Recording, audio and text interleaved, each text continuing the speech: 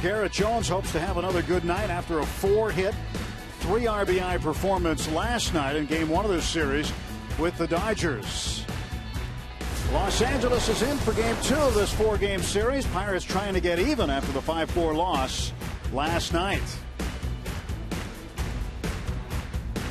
About an hour delay after the skies opened up just prior to game time. And the grounds crew's done a great job getting this field ready after heavy rains. And the Pirates start the night 13 over 500, 64 and 51. The Dodgers in a first place tie with the Giants in the National League West, 63 and 53. And both the Pirates and Dodgers and Giants battling for the wild card at this point with 48 games to go after tonight. So the exchange of lineup cards at home plate. The Pirates will send Kevin Correa out there after a lengthy delay. We knew, Steve, about 6:30 or so when Correa and Chad Billingsley, neither one of them warmed up. They were standing out there in the outfield. There were people on walkie-talkies holding them up.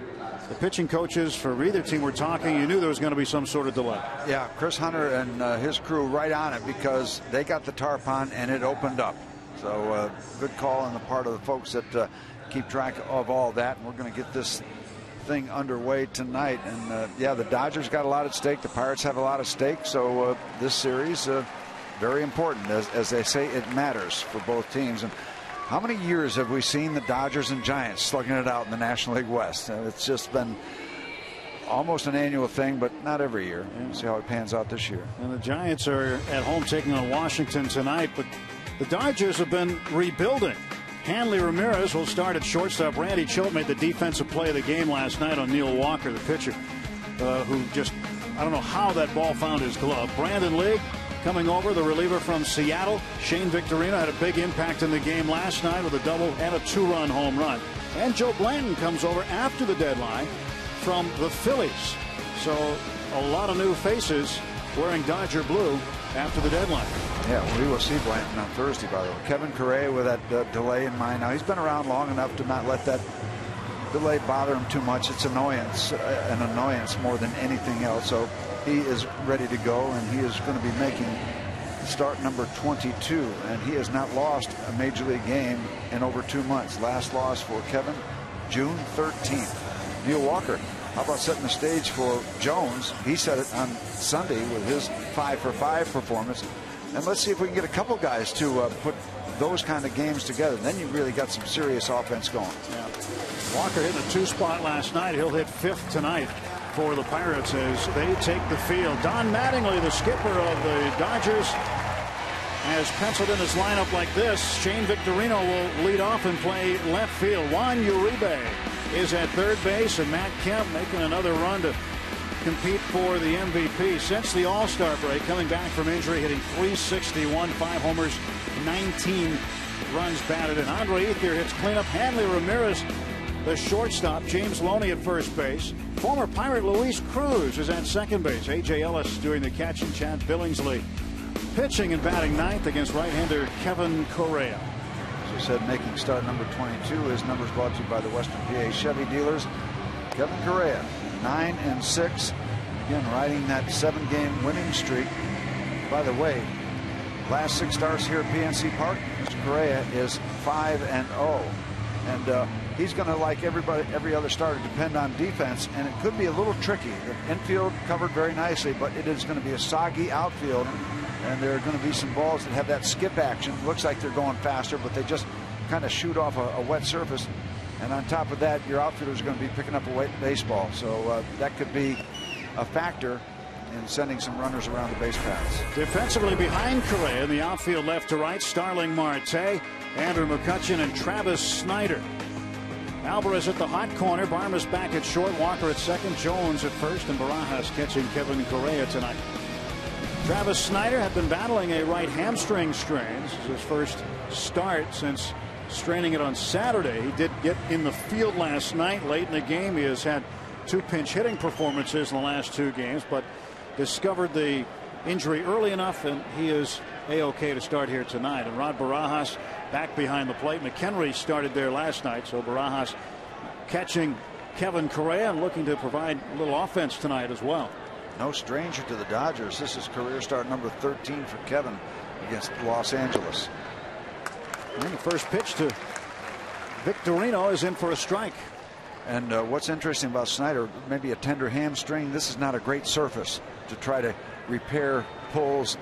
You can slip and slide all over the place, so we'll keep our fingers crossed for his health. 0-1 pitch, and Victorino in the air to center field.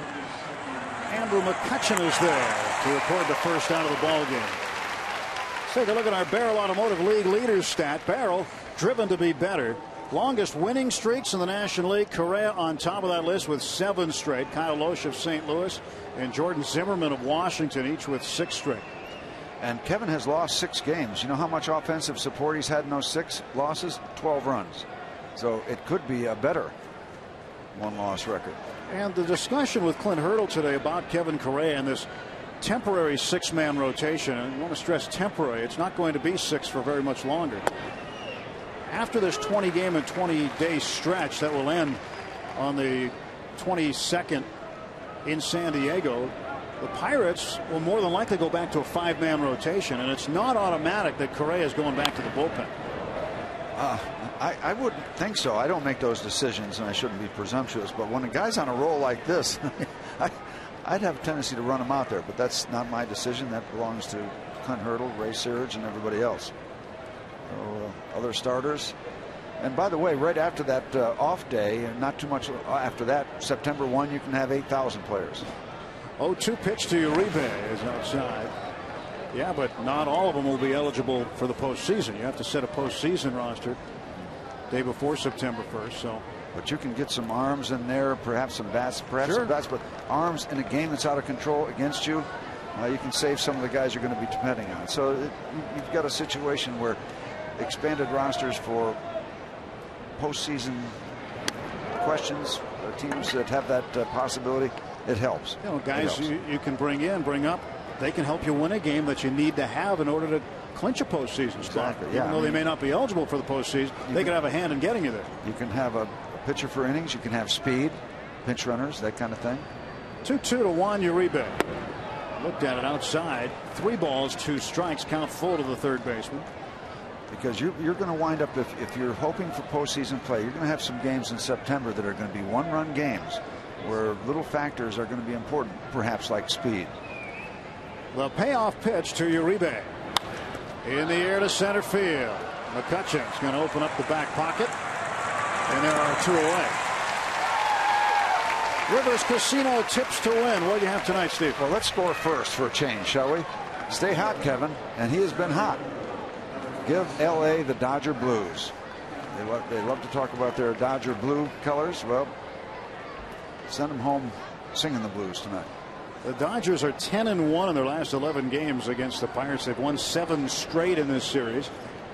So it's time to stop that streak. I suggest we hit the ball to Andrew again. So far it's working. Why not? Yeah. A pair of 8s in the book to start the first inning. Here's Matt Kemp. And Kemp takes outside for a ball. Yeah, we got the Rivers Casino tips to win. Trip 8s. You know, you can go a long way with trip 8s. 3 of a kind will work. Especially in 3-card poker. 1-0 pitch. Kemp takes high. We've got to be careful with Matt Kemp. Hitting .358, 17 home runs, and 47 runs knocked in. Kemp trying to come back. He missed a lot of time due to injury and came back for the home run derby. Felt well enough to compete at the All-Star game, and then started the second half off the DL. Little number pass him on. This will be a little trouble. Pedro will throw him out. Terrific play by Pedro Alvarez. And Correa retires the side in order. The assist from Kevin on the tumble.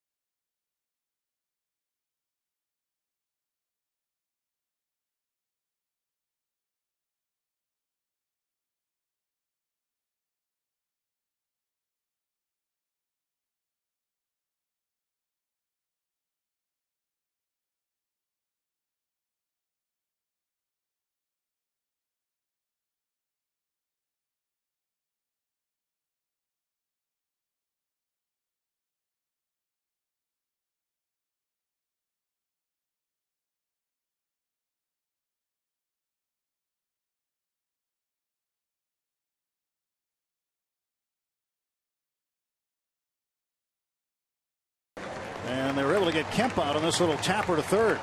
He slips coming out of the box. Correa goes down. In comes Alvarez. This looks like a play from Cirque du Soleil. Stop, drop, and roll. And Kevin satisfied with the way he started here tonight. It's more like it. Pirates lineup is brought to you by Toyota. Starling Marte leads off. Travis Snider in the 2 spot. Andrew McCutchen. And in the cleanup spot, Garrett Jones. In a dozen games this month, .385 the average, 6 extra base hits. He's driven in 8, including 3 last night. Walker back to the 5th spot. Then Alvarez, Barajas, Barmas, and Correa against the right-hander Chad Billingsley. Billingsley's wind and the pitch to Marte. Check swing right into the glove of Loney. It's about as easy an out as you're going to get. Yeah. Billingsley. And which Chad Billingsley are we going to see? The one who is riding a 4-game win streak, or the Billingsley that lost 5 in a row before that win streak started? Stay tuned. He's been a good one for the Dodgers, making his 8th career start against the Pirates, by the way, and he is 6-1 against the Bucks. This is 6'1", 240-pound right-hander, 28 years old, out of Defiance, Ohio. That's an angry home. Angry town. Yep. Yep. They don't take no stuff. Yeah. You don't tell them what to do from Defiance. Billingsley getting set to pitch to Travis Snider. Snider takes a strike. 1 out, bottom of the 1st, no score. Game delayed 55 minutes tonight. Rains came down pretty hard just prior to the start of the game. And even though the storm had moved out, the radar showed there might have been some other stuff in the area. And it was up to the umpires. The umpires decided that they wanted to wait because they felt another band was going to come through right about this time. But it broke up. So we sat in dry conditions for a little longer than I think a lot of people had hoped to, but they were playing it safe. Didn't want to get the starting pitchers hot and then have a long delay and risk for both teams in losing their starting pitchers. Other side of the coin, big action at the concession stands. Oh yeah, always. 1-2 pitch to Snider.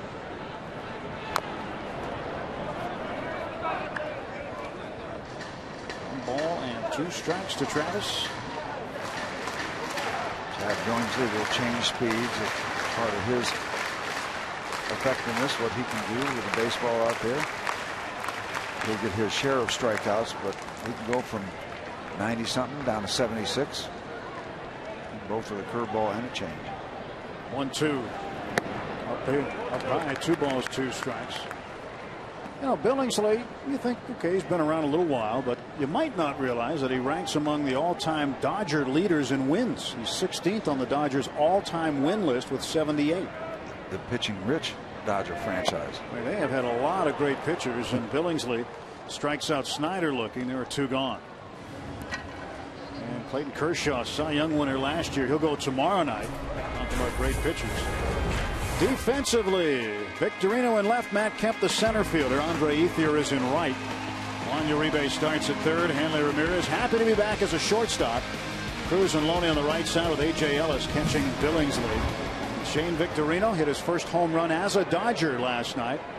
That came in the 5th inning. Was a 2-run shot that undid a 2-2 tie. Well, they got to like that acquisition because there's some power and lightning. Victorino has great speed, and if he can hit it over the fence every once in a while, that's a big bonus for the Dodger Blue. Victorino's been on a 7-game hitting streak since with the Dodgers. 0-1 to McCutchen. Inside 1-1. Kutch has the touch. There you go. It's pretty good lightness in the lower right corner. And needs to keep the touch if he wants to maintain the batting lead over Matt Kemp. Kemp's challenging. Kemp starts the night hitting .358. The at-bats are the difference because Kemp missed a lot of time due to injury. So Kemp with 250 at-bats. McCutchen with 417.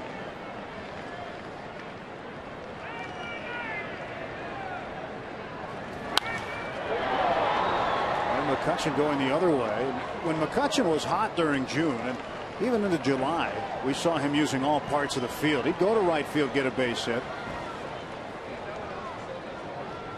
haven't seen him go to right very often lately. But there's a little wiggle room right there.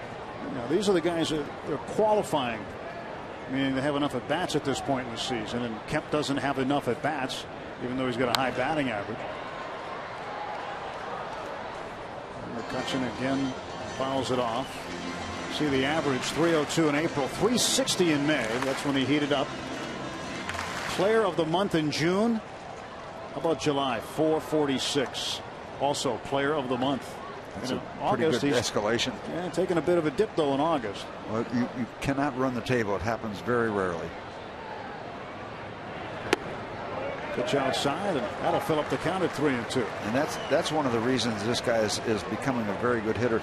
He has the discipline to take that good-looking pitcher's pitch that you can't do much, realizing that he's not going to be rung up, so he takes the pitch, extends the at-bat. Full count. And McCutchen fouls it off.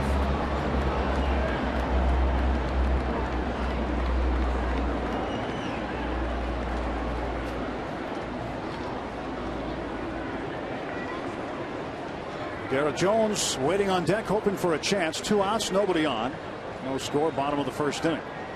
Chad Billingsley set to deliver the payoff pitch to Andrew McCutchen.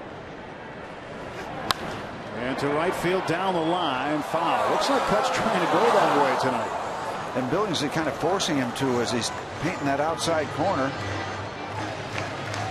Let's see how much more paint there is in the can. Out there. And that's that borderline pitch. You don't want to take it. It's too good. He has to take a swing at that one. Previous pitch he took, a good take. Most of them. Yeah, out of way. See that one inside. You show a batter that just to work that outside part of the plate. Right up the middle, off the glove of Billingsley, slowed it down, and McCutchen is out. If that ball does not hit Billingsley's glove, that's into center field easily, and McCutchen frustrated by that one. Well, he hit it well. It was ticketed for center field, and Billingsley just slowed it up enough. We'll head to the second. No score at PNC Park.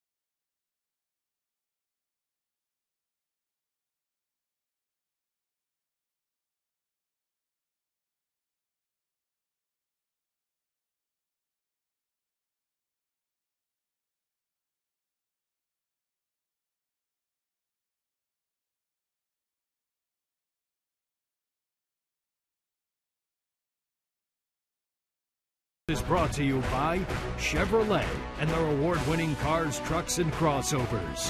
By your Toyota dealer, where quality, dependability, and good MPG all come standard. Toyota, moving forward. And by Day Automotive, we're going to make your day. Let's go Bucks. No score. We head to the second inning. On with Steve Blass and Tim Neverett and Potash here tonight.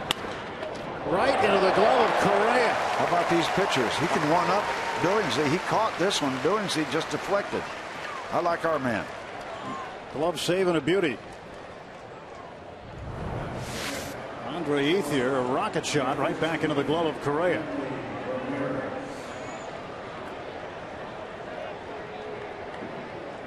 He's got that one lined up. That wasn't a reaction play. How would you grade these two? Who would you give the nod to? Our guy.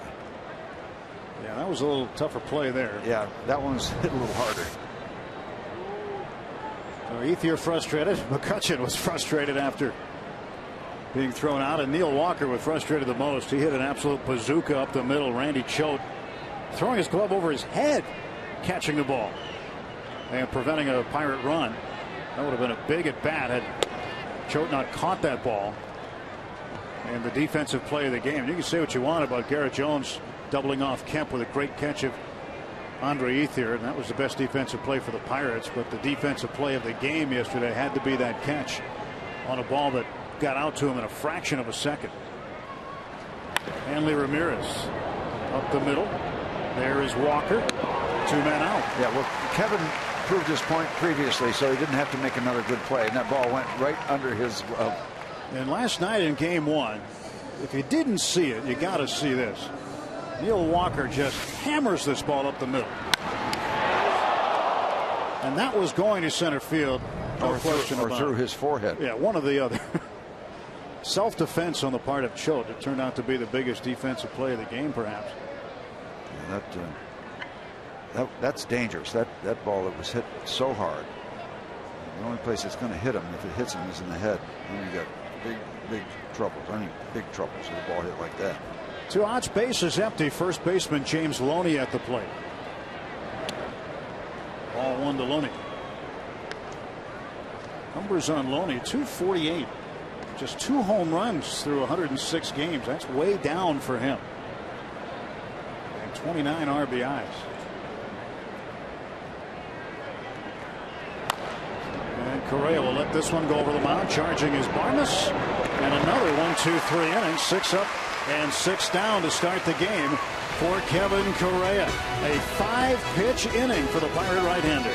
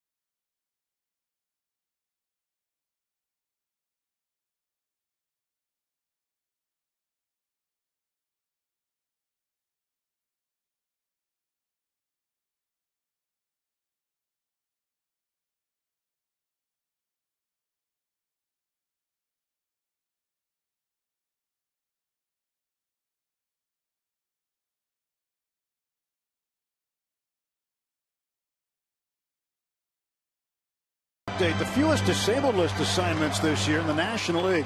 The Pirates with 9. Cincinnati, Miami, Milwaukee with 10. The Dodgers have had terrible problems with injuries. 22. The latest, Jerry Hairston, left hip inflammation. He's on the DL. And the Pirates tied for the lowest number of DL stints in baseball with the White Sox. Nothing matters. We've got a great pastel evening. It is, isn't it? A lot of colors up there. Jones takes high for ball 1. Garrett Jones to lead off the bottom of the 2nd inning. Artistic looking sky tonight. Brushed. Is that not a postcard? Could be. Every night we see it. And the sky can change it, but it's just gorgeous every night. .282 the average for Jones, a 4-for-4 night last night. And 2 balls, 1 strike to count. You talk about that DL list for the Dodgers. Billingsley was on the disabled list from July 7th to the 23rd. Interestingly enough, that was right at the end of his 5-game losing streak. Elbow inflammation. His elbow caught on fire because he lost 5 in a row. I don't understand. Sometimes that happens. Jones rips this one to right field and deep. That's going to bounce and go off the wall. Jones will go into second base with a double. Garrett Jones is red hot. That's a carryover. He is 5 for his last 5. And Fuego on fire. And all Ethier could do is turn around and see where that ball was going to bounce. He goes over there, positioning for a bounce. Get the short hop. He's got to go fetch it. That time, Garrett on a wet, slow track, easily into second base. A 20 double season for Garrett Jones, 20 and counting.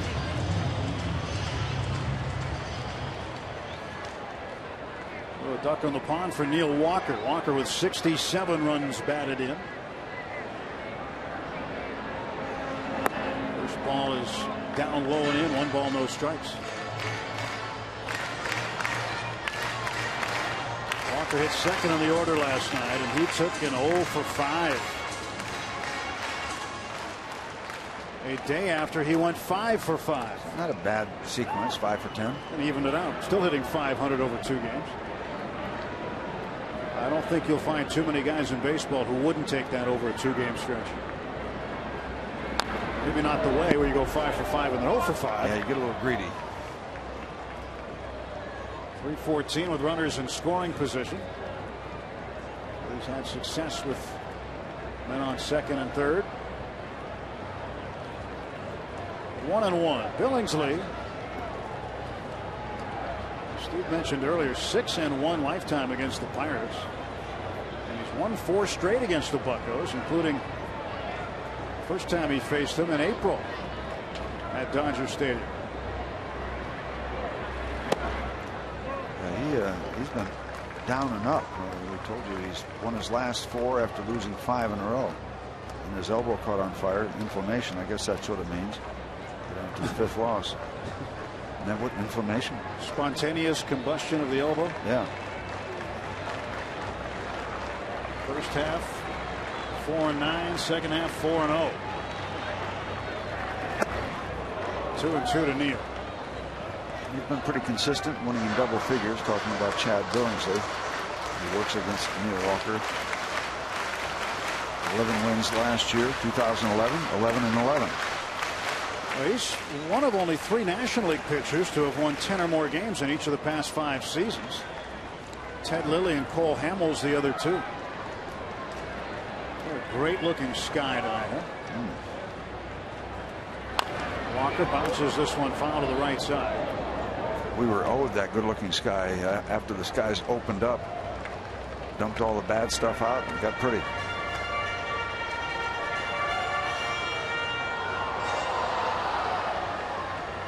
That's not a Dodger blue, by the way.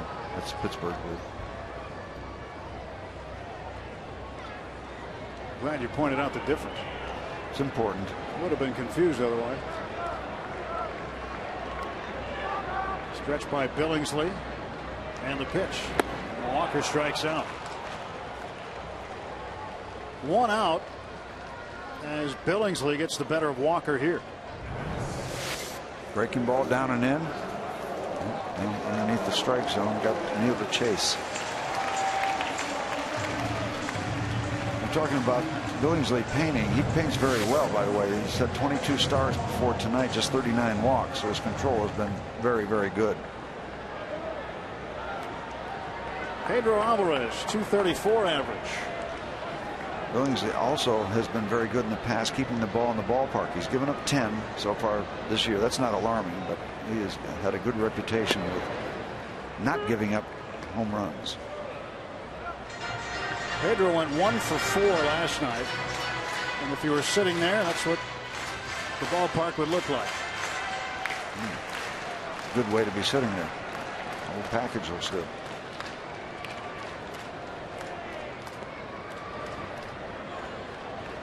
0-1 to Pedro.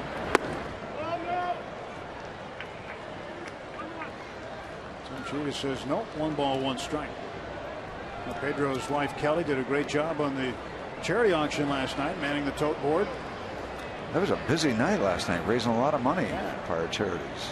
They did very well. Excellent work. Again, thank you to everybody who participated. Bob and Greg holding down the anchor desk. Yeah, they were so worn out they had to go over and do radio tonight. Well, it's their specialty each year. We're starting to hear figures in the excess of $500,000 raised. That's terrific. 2-1. Alvarez, bouncer foul off his foot. Well, if you got anywhere to go, anything to do, go do it now, because it's going to be a couple minutes where they let Pedro collect himself. Pirates Charities raised over $500,000 for the Children's Institute. And again, a very heartfelt thank you to everybody who participated, volunteered, and especially those who donated. Bidding was fast and furious. I was watching it last night. A lot of action. Clint Hurdle very involved with the Children's Institute. We were there this winter during the caravan. Oh boy, they just have to be absolutely thrilled. They do great things there.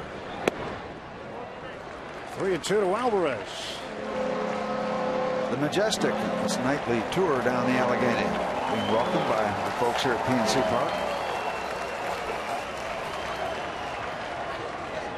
There she is.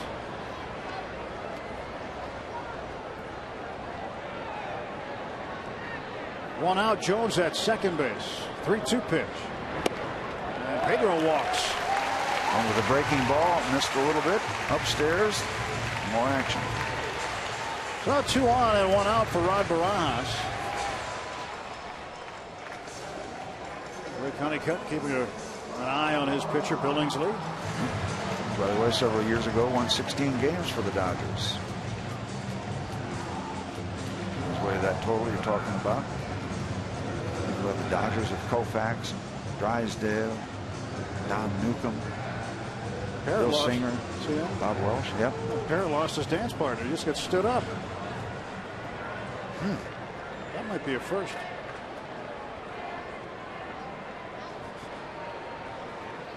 You don't cross the Parrott. No.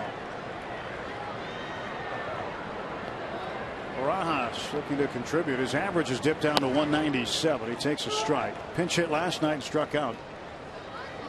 One of the things about going with a 6-man rotation, you have to go a man short on the bench. You're not going to leave your bullpen short, so you have your full complement of pitchers out there. And what it means some nights is that you have to pinch hit your backup catcher, and sometimes you'll burn them and then take a chance that your starting catcher doesn't get hurt. Barajas right at Uribe, double play. So the leadoff double goes to waste. They will head to the 3rd inning. No score at PNC Park.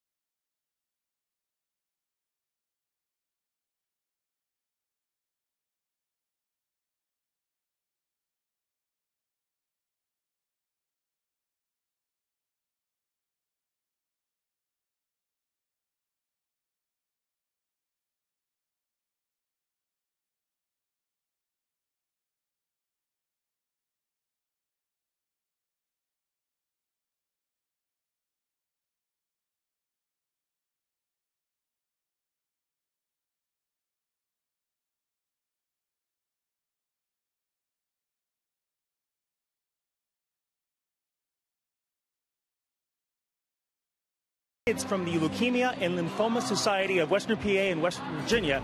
We're special guests of the Pirates today, courtesy of the Pirates and Pirates Charities. They had a chance to actually sit in the dugout, meet some players, get a few autographs, get on the field. They even got a replica jersey and a goodie bag. This is all part of the Pirates VIP night. They do it a couple times a month throughout the season. Obviously, as you can see, guys, bringing lots of smiles to the faces of young children, much like we saw, I guess, with our efforts last night and the Root Sports / Pirates charity auction that raised, as you said, about $500,000. So good times last night and good times again tonight. And they have a great seat. Yes, they do. Up in the World Series suite. Really nice. Saw Joel Hanrahan and Chris Riesop taking part in the check presentation earlier today. Luis Cruz leads off the top of the third inning. No score. Cruz hitting .255. He's done a good job since being with the Dodgers, and a good job in that category with a base hit. It's the first hit off Kevin Correa tonight. Fans, you can follow the Pirates with the MLB.com @BAT12 app for your iPhone, iPad, Android, BlackBerry, and Windows Mobile. Get live audio, pitch tracking, video highlights, and more. Text @BAT to 31826 or visit Pirates.com for details. Happy birthday, Brady. Number 4. Wave to Daddy. 4 is usually a big one. Wave to Daddy. Yep. Dad's watching, Brady. Way to go. Next year at this time, he'll be 5. Good chance. A.J. Ellis, the catcher, with Cruz on.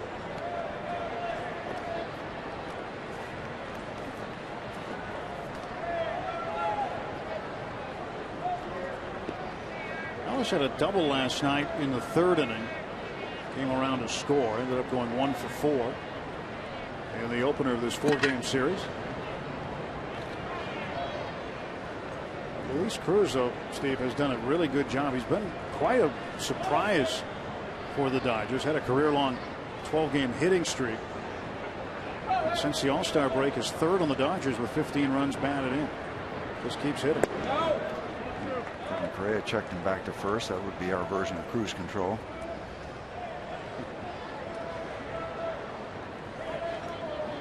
That's good. You can put that one in the bank and use that one later on. Yeah, as long as they're not booing down on the truck, we can use it. Yeah, thank you. That was good. How long have you been saving that one? I saw the lineups. Okay, so it was a while ago. Hopefully we can do some more control on other people in the running game. Need some Ellis control here as he's gone way ahead of Correa, 3-0. Yeah, and that becomes dangerous too, because now you got the pitcher in the on-deck circle, 2 on with nobody out. You don't want that. So we'll start to come back with a strike. These are little mini important parts of a ball game. 7th guy in the lineup gets a base hit. You want to get that number 8 guy out so you don't make it easy for the Dodgers to set up shop.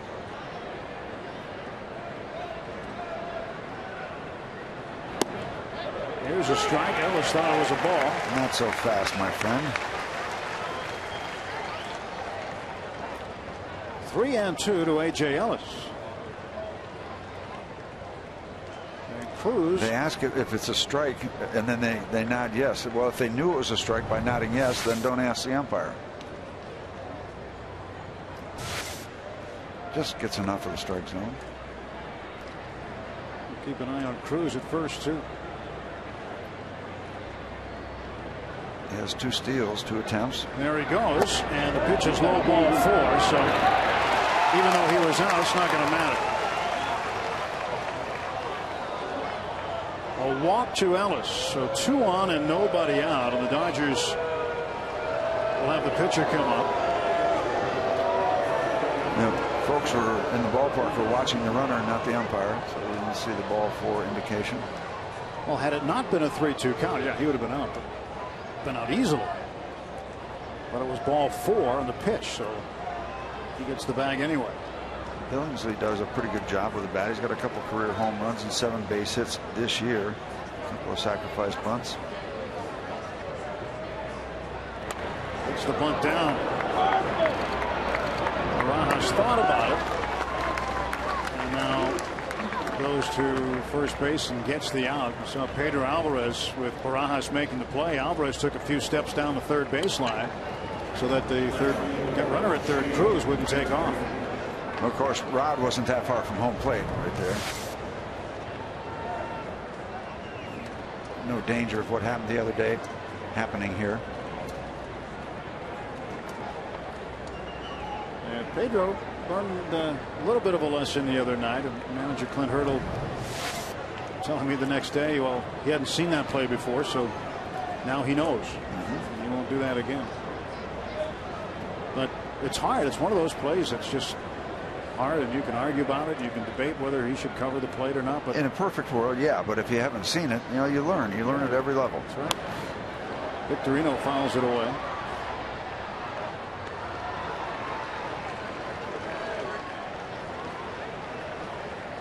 Victorino flied to center field in the first.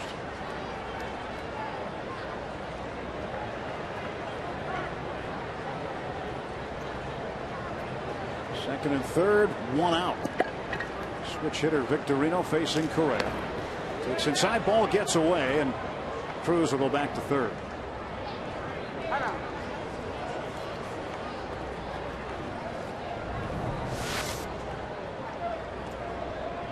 Didn't get all that far away.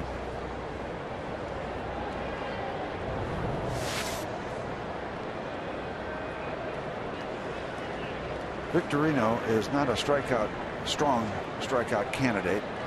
He'll strike out every once in a while, but not on a regular basis. A lot of contact from Shane Victorino.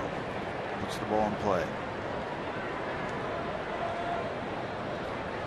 1-1 pitch to Victorino. And this is going to get a run in.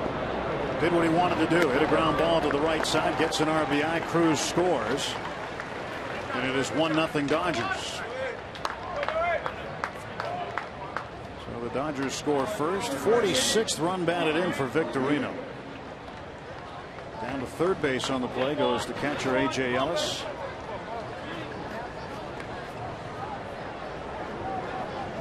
Two men out for Juan Uribe. And so you give up the run, and it started with that the base hit, but then the walk to Ellis. That's a factor, but not alarming. It's one run. Go about your business. Pirates did not score the first run tonight. The Dodgers did. 0 for 1 on my tips to win so far. So a chance to go 2 out of 3, which ain't bad. Who's signing it? Meathead? Meatloaf. I think it was. No, it wasn't Meathead. Meatloaf. Meathead was a TV star. Archie Bunker days. Down to third base. Alvarez plays the hop well. Goes on Uribe. Dodgers get a run on one hit. They leave a man after 2.5 innings. Dodgers 1, Pirates 0.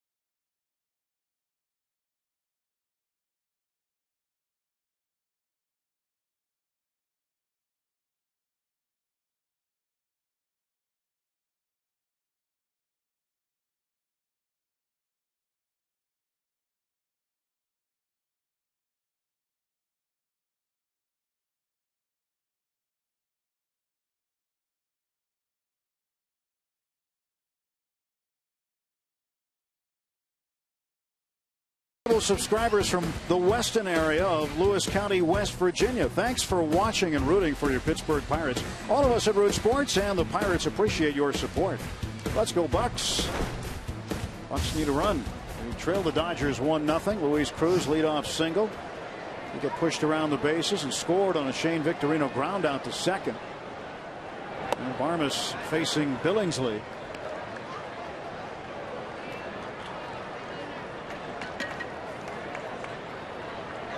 Barmes hitting .215. And the 1-0 pitch. And that's in for a strike. 1 ball and 1 strike. I had a chance to talk to Clint about the grand slam. I said, all right, that's a rush overall. But where did it really kick in? Going to first base, knowing it bonked off the foul pole? Said no, coming around third base. Then it really was a rush. 1-1 is shot foul down the right side. So the count will be a ball and 2 strikes to Barmes. He's never had one before, and he said, I didn't even know they were calling for a possible curtain call. He said, I was just fired up, got in that dugout, and I was revved. Hit it off of Ross Ollendorf. He's leaning. Bong. Fired up. Yeah, there he is. There could be a broken wrist involved in that stuff. Thankfully, there wasn't. Barmes has had some success against Billingsley. His numbers against him: 5 out of 13, a .385 career average with a home run. 2-2 in the air. Shallow center field. Second baseman Cruz out, but Kemp will take care of it. 1 out for the Pirates in the third.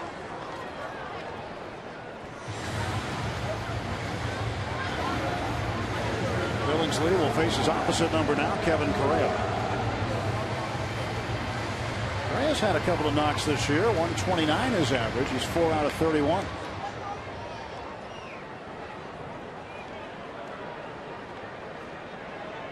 Billingsley rocks and fires home and delivers strike 1.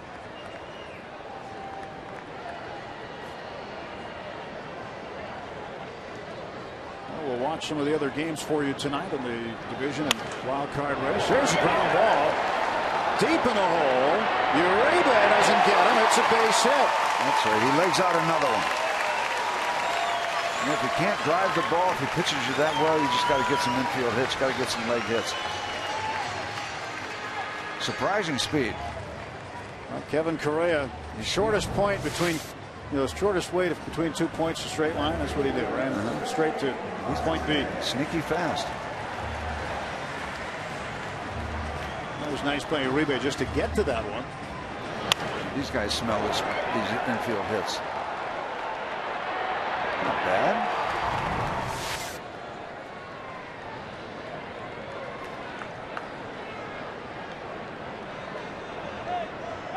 Starling Marte will take a strike.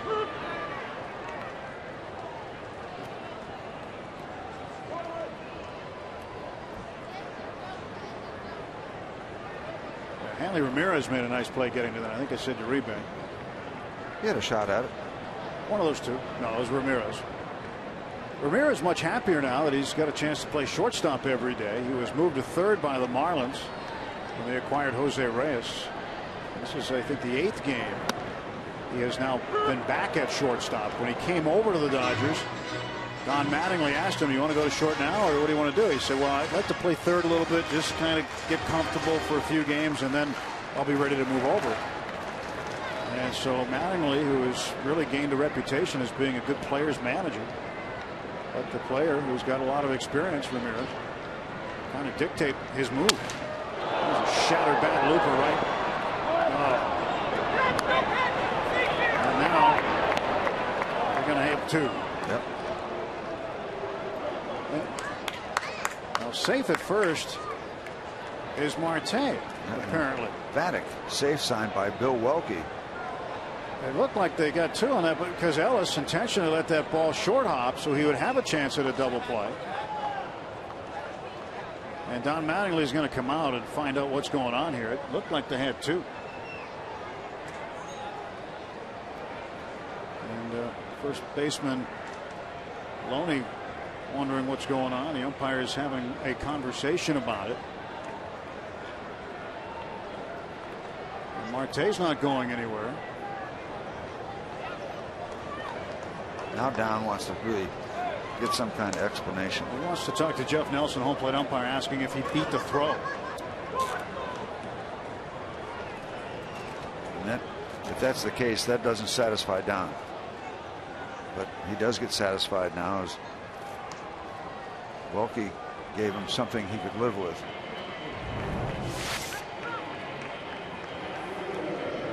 Ball's on the ground. Yeah, he did beat it. How about that? That's a good call by the first base umpire, Bill Welke. Good hustle by Marte.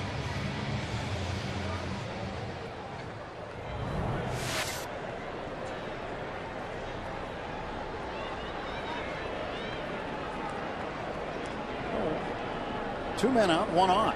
Well, they tried to get tricky, and now they got the slower runner off the base pass, and they got some speed at first base. A fielder's choice for Marte. Would they have been better off just short hopping it like that and going to second base instead of first? Well, I think if you're going to do that, if you're going to intentionally short hop it, that's what you want to do, right? Especially with a pitcher running from first to second. Kevin doesn't exactly tear up the base pass. Well, but that might be the reason they figured they got him, because he can't run very well. So they did get him comfortably at second base after all the business. Just an odd looking play. Dodgers with a 1-0 lead, bottom of the third inning, 1 on 2 out. Throw to first and Marte gets back. Yeah, you usually pick on the slower runner there, which they did. Just didn't plan on Marte getting to first base that quickly, or them being slower than they thought they wanted to be to first base. But Cruz, the second baseman, I think did the right thing initially in letting that ball short hop.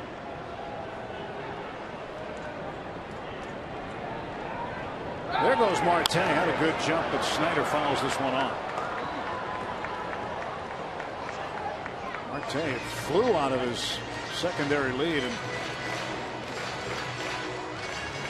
probably would have been safe easily. I don't think A.J. Ellis had a chance. He's off to the races.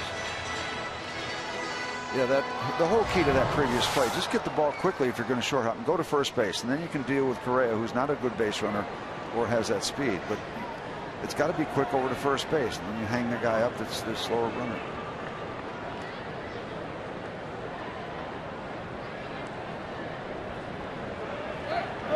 Doesn't go this time, and Snyder hammers it down to the right field corner. That's a fair ball. Snyder will head to second, Marte into third, and Travis Snyder's going to wall double. That ball didn't have time to hook foul. It was ripped so hard that it didn't have time to hook to the right side of the foul pole, just right under the 320 sign. That's what you call a ringing double if you have anything other than a chain link fence to hit. Right under the 320 sign. Out there quickly. Hesitation. Now he's got to go again. If he didn't make the false start, you wonder if he's got a chance to score. Made the false start, took a step back, and got it in motion again. Andrew McCutchen a chance with the tying run at third. Way up and in. One ball, no strikes to Kutch. Pirate fans don't like anybody coming close to Andrew. But you know that's going to happen when you're hitting 360. Try to test you, get you off the plate, son. It's going to happen. Billingsley's 1-0 pitch. Count is even. McCutchen thought he had a base hit last time up. He hit a cruise missile up the middle, but it was flagged by the glove of Billingsley. Knocked down and deflected over to Luis Cruz, who then threw him out. It was a 1-4-3 putout. So you hope McCutchen is going to start barreling the ball again like he had been through June and July. That ball was smoked back to the hill.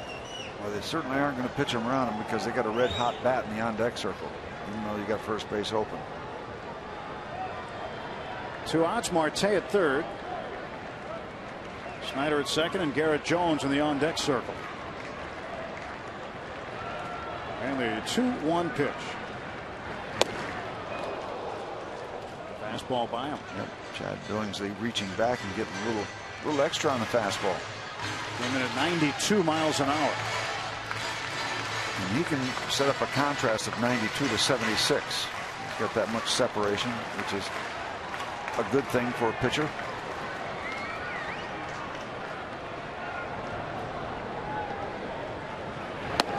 Inside corner, called strike 3. And the Pirates will strand 2. We'll head to the 4th inning.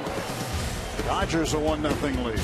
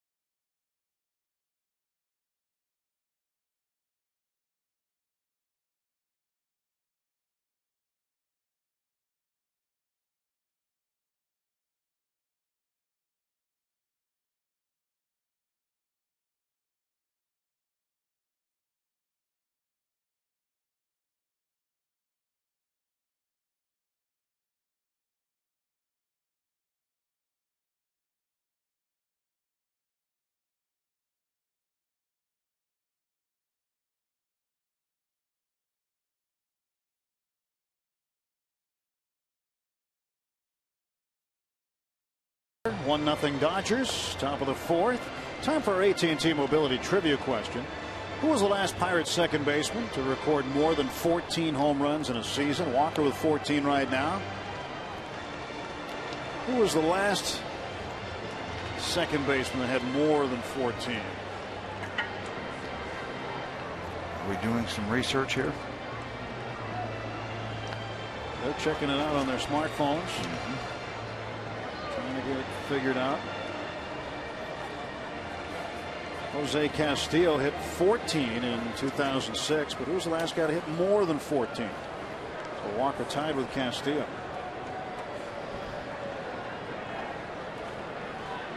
Matt Kemp will lead things off for the Dodgers, facing Kevin Correa. Kemp grounded out to third. He's 0 for 1.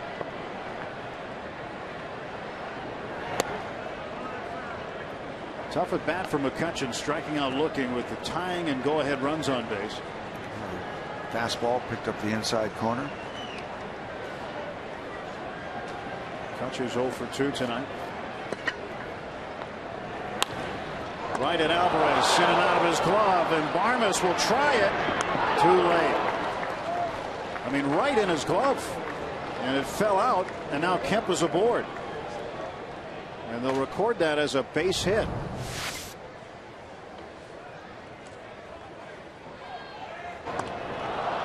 Base hit. That's what was announced by the. I mean, that's not waiting to happen.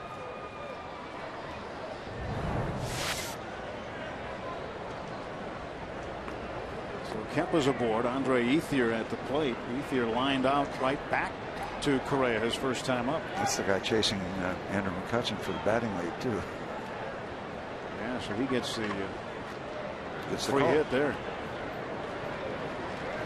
Ethier fouls it back. Day Automotive key matchup. Ethier versus Correa. 11 out of 24, 2 doubles, 4 runs batted in. Certainly a matchup to watch in this ball game tonight. Thanks to our friends at Day Automotive.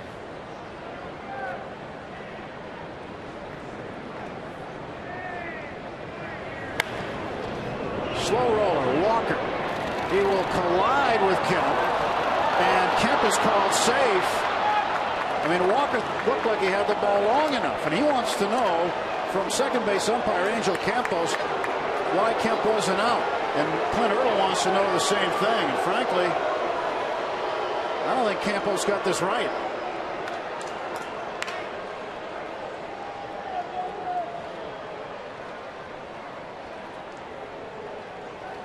And they met right in the base path. Neal was trying to set it up to take the hit from the runner and then throw over to first for the double play. And Clint's going to get a lot of mileage. Yeah, he's going to get big mileage out of this. Tim Cheetah, the crew chief, coming in. First base umpire Bill Welke helping out. Let's take a peek. He's got it in his possession, just trying to hold up Kemp here. He's already tagged him, then he dropped it. And the second drop was, well, just first reaction when you know a collision's coming, you might want to get both hands around the glove, around the baseball.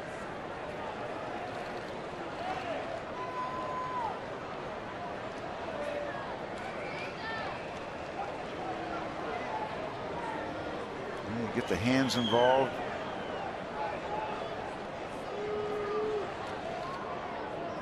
Well, I think Neal's reaction going back after it to tag him and not being satisfied that he had tagged him originally. Yeah, exactly right. When he goes after him the second time, there's some doubt.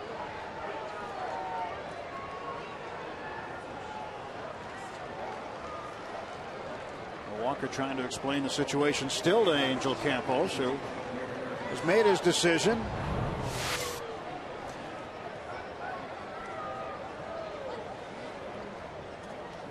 He just managed to finagle it out of his glove somehow, either with the body or the hands. Contact did it.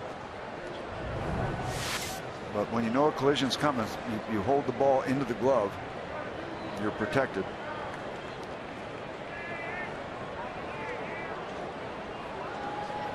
Nobody out and 2 on, and should be nobody on based on the way this inning has gone. A line drive into the glove of Pedro Alvarez. He dropped it. It was scored a hit. I mean, Matt Kemp's living right. There's something going right with Matt Kemp. He got a base hit out of that and then was dead to rights. Runs into Neil Walker and is safe at second base. And Hanley Ramirez an RBI chance. A lot of extra action handed to the Dodgers here in the top of the fourth. Ramirez, little roller. That's going to be a base hit. How about this inning? This inning? Is this inning strange or what? Are there goblins out there? What is going on?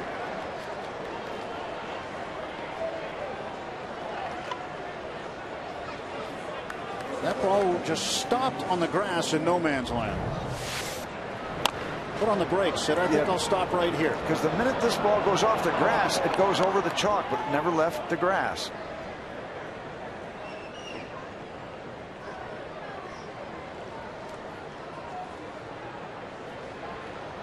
That was never going to go. Amazing. And Kevin Correa, dumbfounded. He's got to be back on his heels with what has transpired so far in this half inning. Bases loaded, nobody out. Pirates will play for 2 in the middle.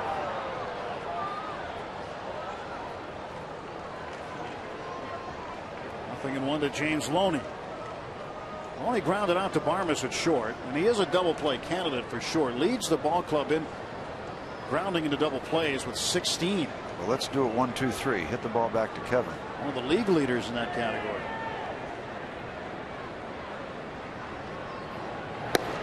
Looks at a strike. Nothing wrong with a strikeout right here either. Matt Kemp is at third base, the center fielder. Andre Ethier at second, and Hanley Ramirez, reaching on a 24-foot base hit, is at first.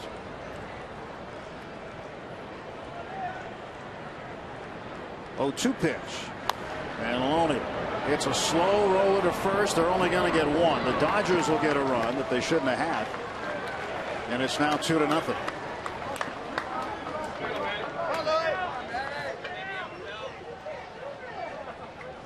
Loney gets the RBI and the ground ball out.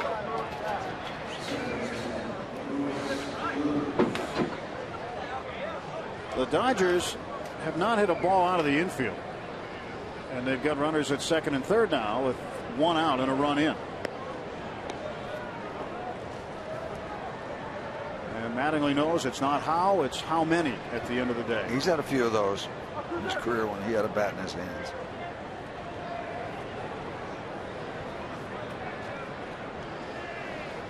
Luis Cruz had a base hit to start the third inning. He scored the first Dodger run. And it's foul ball for strike one. Well, the honest truth, recently the Pirates have more than a scratch. They're bleeding a little bit. They've lost 4 of their last 5. They've fallen to 5 back of division leading Cincinnati. And the Dodgers have pulled to within a game and a half of the Pirates for that second wild card spot.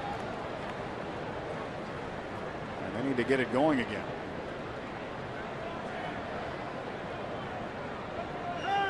I don't think we need to talk about panic in the streets yet, but yeah, we're cracking the foundation. You got 48 games remaining after tonight, so you got time. You have plenty of time. But a big weekend series coming up with St. Louis, then out to San Diego. The Padres play the Bucks tough.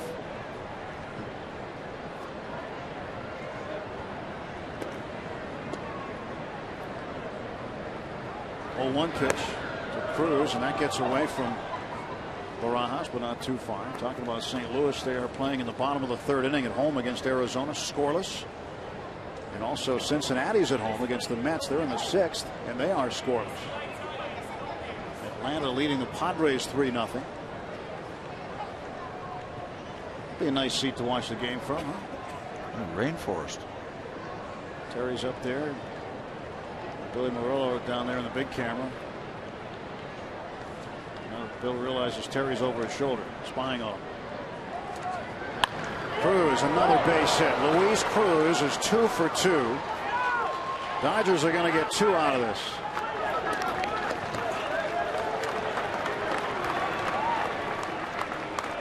Four to nothing Los Angeles as Luis Cruz has been re-energized with the Dodger organization. Breaking ball not quite down far enough. Perfect direction to score 2 runners. Ethier and Ramirez touch home.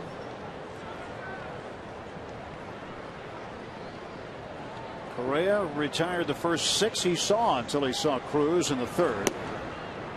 Who lashed a single to left field, and now Cruz does it again with a 2-run base hit. 1 out, 1 on, and a 0-1 count to A.J. Ellis. You thought that this 11-game homestand, Steve, would be a great time for the Pirates to make hay. It hasn't worked out that way so far. In fact, they've lost ground at home. 3-5 on the current homestand. After being so blisteringly hot in this ballpark. And for a long time had the major's best home record. Now it's second best behind Cincinnati.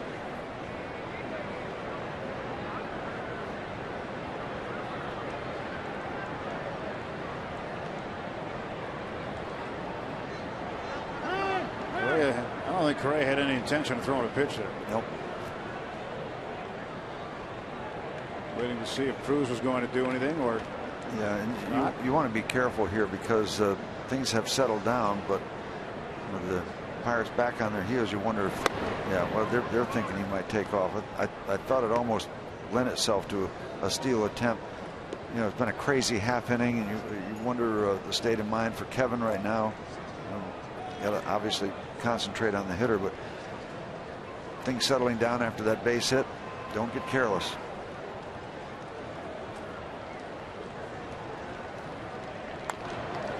One and 2 to Ellis.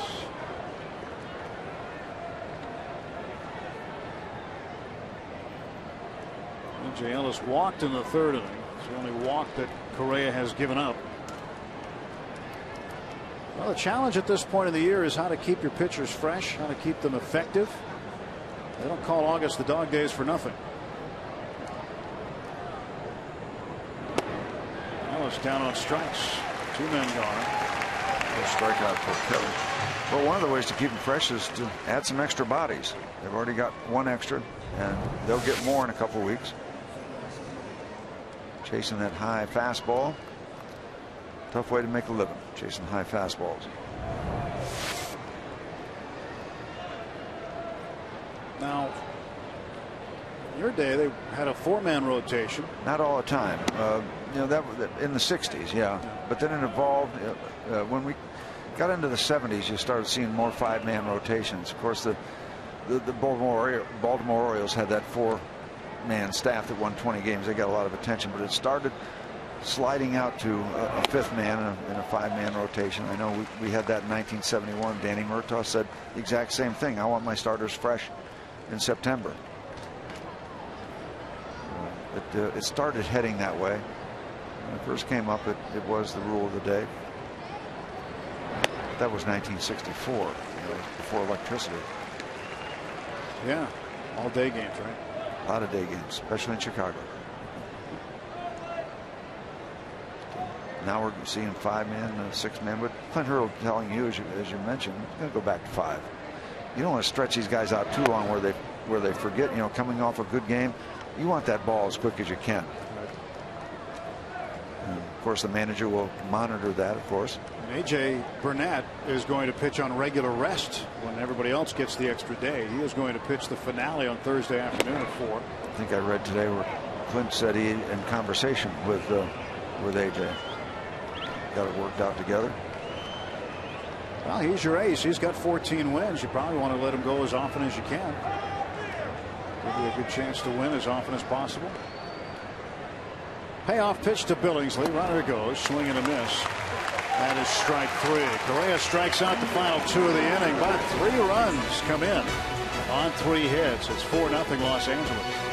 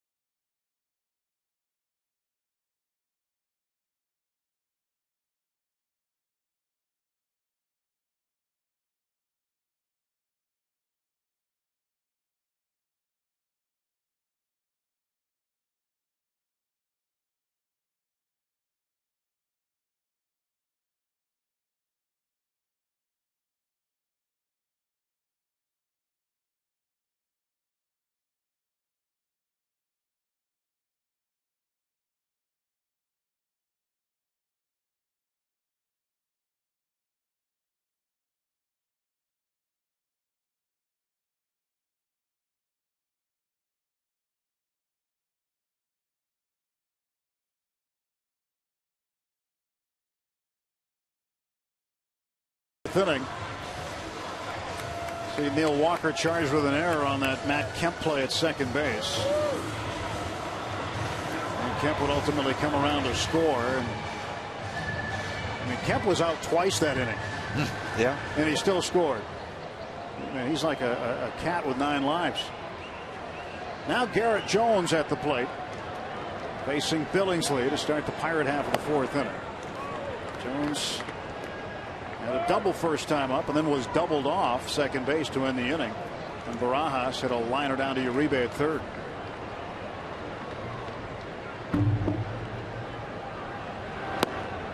One and one now. I want to mention this date in baseball history. Bob Gibson, a no-hitter on this date in 1971. The great thing is I was able to get some footage of that, and I have it at the house. We looked at it this day. Each day of the baseball season, get a chance to check that out. You didn't mention who he hit it again, who he threw it against. Oh, the Pirates. Yeah, I knew that, but you didn't mention it. Didn't mention it? No. Jones is out, 3 unassisted. AT&T Mobility trivia question has to do with home runs by second baseman. Neil Walker's got 14 of them. The last Pirates second baseman to record more than 14 home runs in a season. Quick guess, Steve. A lot of candidates. Quick guess. You got Maz, you got Rennie Stennett. You got Warren Morris. Castillo. And then you got Warren Morris. They didn't give us much chance to guess. Proud parents right there. Tom Walker, Mom Carolyn Walker. Their usual seat. How nice is that? They just get to drive 25-30 minutes to watch their son play Major League Baseball. That's all. Well, when it's 10 o'clock, you know where your kids are. Well, they do. Yeah. They know that one's busy most nights around 10 o'clock. He's here under the lights. Walker takes inside.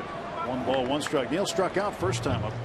Send along some wishes to Tom, Neil's dad, who's fighting some seriously fighting some vision issues. 1-1 pitch. 2-1 to Neil.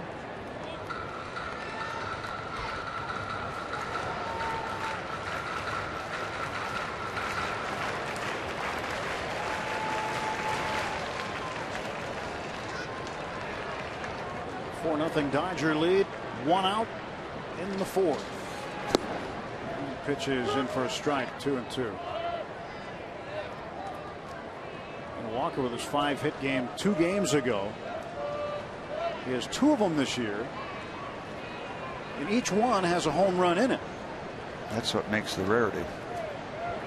2-2, ground ball towards second base. Cruz has it. 2 gone. Well, the interesting part about that is that only 2 other Pirates in the history of this franchise have done that. Have had 2 5-hit games that have included home runs. Willie Stargell did it 2 different years, and Archie Vaughn back in the mid-30s. Yep. That's some select company. It is indeed. Pedro Alvarez at the plate with 2 outs and nobody on. Pedro reached on a base on balls in the 2nd inning. 0-1 quickly. These first rounders facing each other. Billingsley was a first rounder back in 2003. Picked a little lower down on the chart than Pedro, but he's done very well. 78 major league wins. Floater, 64 miles an hour. Wow. Pulling the string. Now that's slow, but it's not as slow as the one pitch we saw Jeff Karstens throw last night to Aaron Harang, who was trying to sacrifice bunt. He threw one 57 miles an hour. Yeah, that's basically a gravity ball. Yeah. I mean, the police won't even stop you for driving that fast.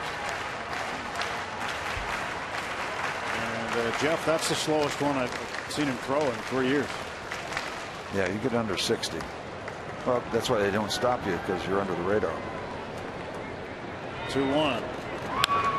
Fouled back. Now Toro needs to strike pretty soon. Hasn't hit a home run since the last homestand on the 22nd of July against the Miami Marlins.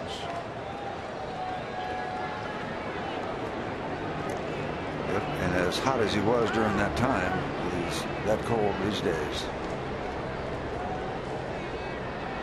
He does hit them in bunches. When they're coming, he's fun to watch. And he takes strike 3. Pirates gone in order in the 4th. We'll head to the 5th at PNC Park. 4-0 Dodgers.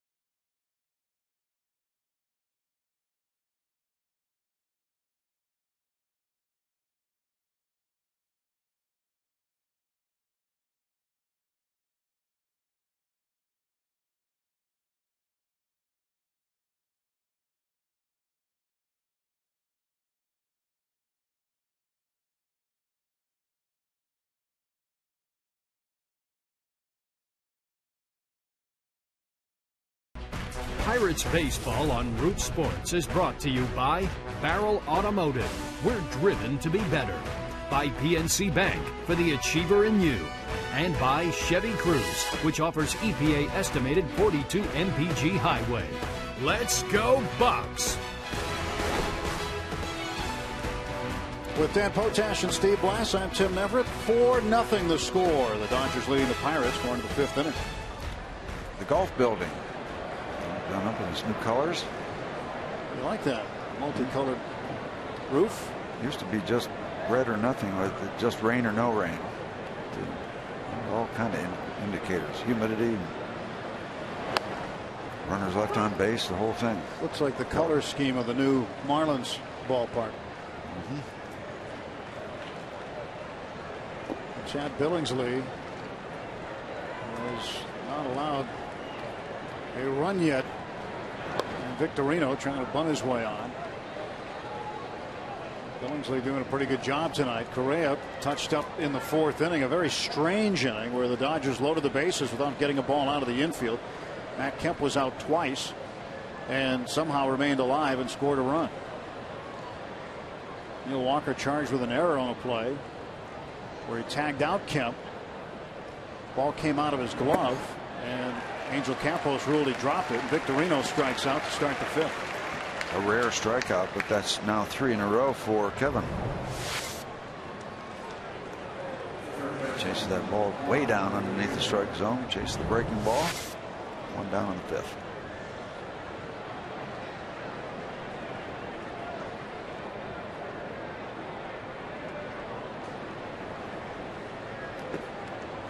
Juan Uribe, third baseman. Big cut and a miss.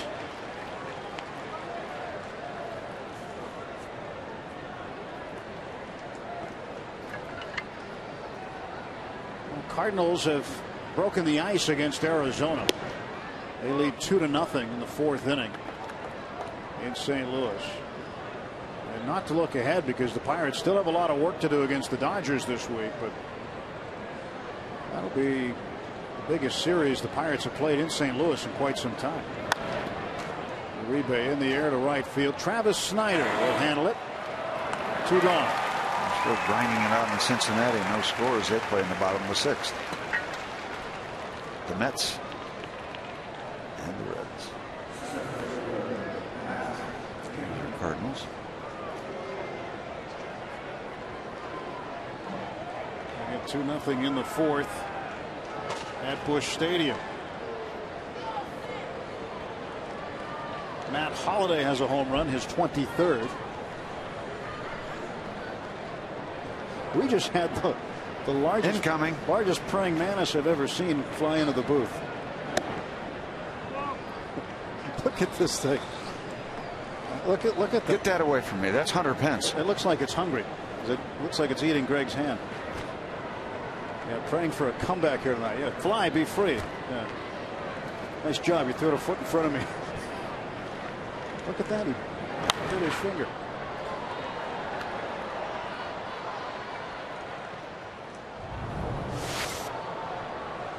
Yeah, watch Steve. Steve's pointing.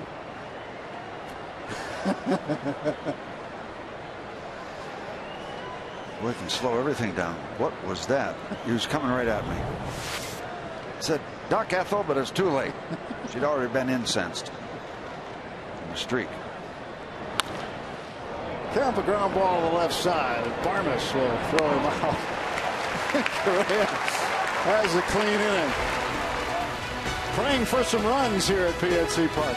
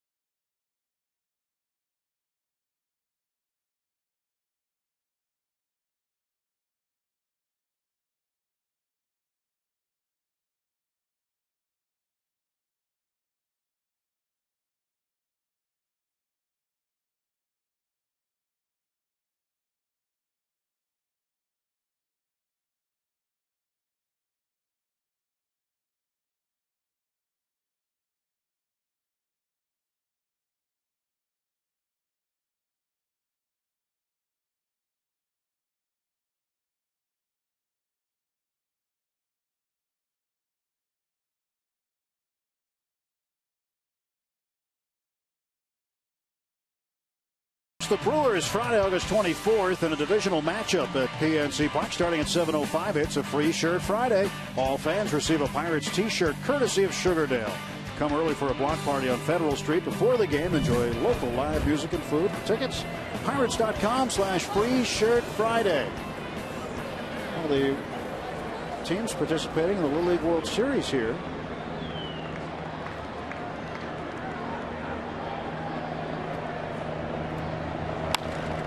Rod Barajas, first ball swinging, skies it to center field. Matt Kemp underneath it will make the catch. There's one out quickly in the Pirates half of the fifth. Kemp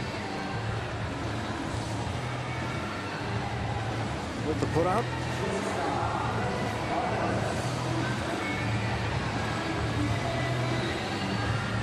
Billingsley looks like he might be easing into one of those streaks where retires some batters in a row. So we got to break that up and up to Clint Barmas. And we'll see what happens in the number 9 spot as they start to get busy in the Pirate bullpen.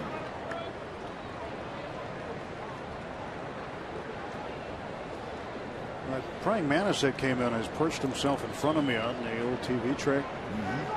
About 2 feet in front. He's not moving. He's got a good seat now. Checking the game out. Came in. He looked like a Black Hawk helicopter looking for a deck to land on. But man, big one.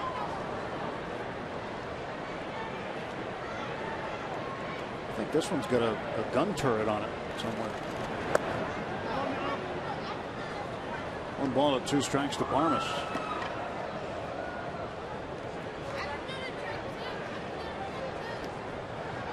Barmas flying to center field in the 3rd inning.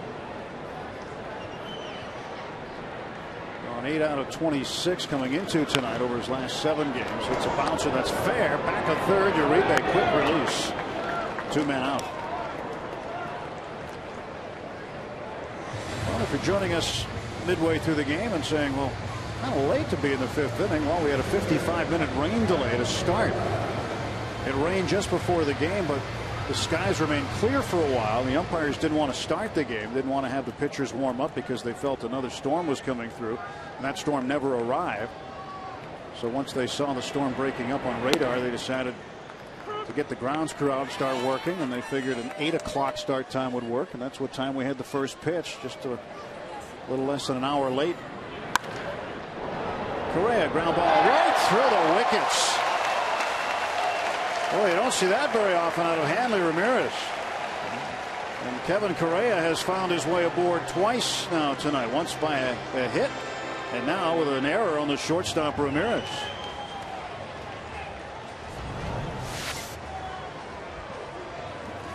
We got the head down, and there she goes. That's the first error he has made as a shortstop this season. Remember, he played most of the season at 3rd for the Marlins and started his stint with the Dodgers at 3rd. Now he'll figure to be Don Mattingly's everyday shortstop the rest of the way. Hot shot, doesn't miss this one. You get the force out of Correa. On to the 6th inning. Hanley Ramirez and the Dodgers up 4-0.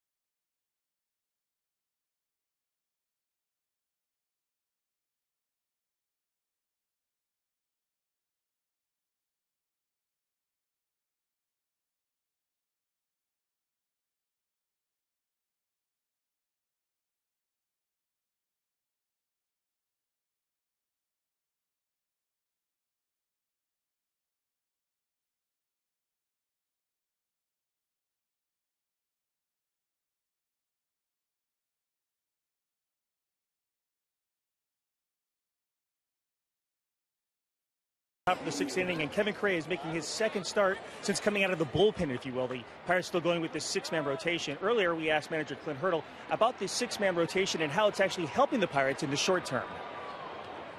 Keeps them sharp. It keeps them engaged. It keeps them with an amount and degree of responsibility that's tangible and substantial as well. Ownership of an opportunity to start and give the team a good positive start to push forward and win a game. So it just keeps that other guy, that extra guy, in play. And for some guys, you know, that extra day in between right now can be very beneficial until we recalibrate at the end of this stretch right here. And we more than likely will revert back to the 5-man.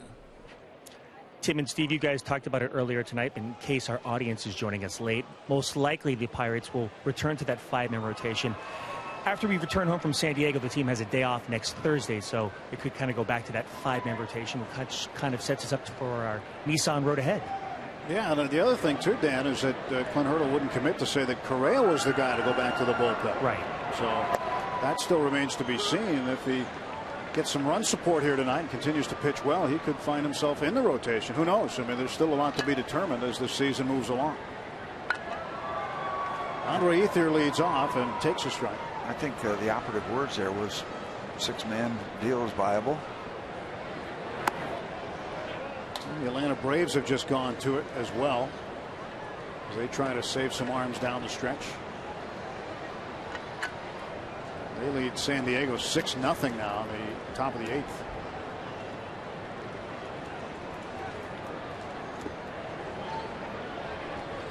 One and Ethier over toward left center field. There's McCutcheon to retire the Dodger right fielder. Dan Potash referred to the Nissan road ahead. Here it is right now. And the upcoming probable pitchers: Wandy Rodriguez tomorrow, A.J. Burnett Thursday. McDonald will now go Friday in St. Louis, followed by Bedard and Karstens. There's 5 of your 6 right there, and number 6 is on the mound right now. Wandy taking good mental notes here tonight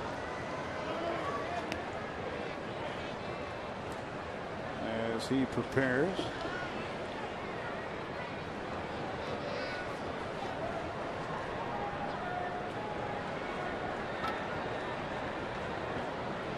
One-0 pitch.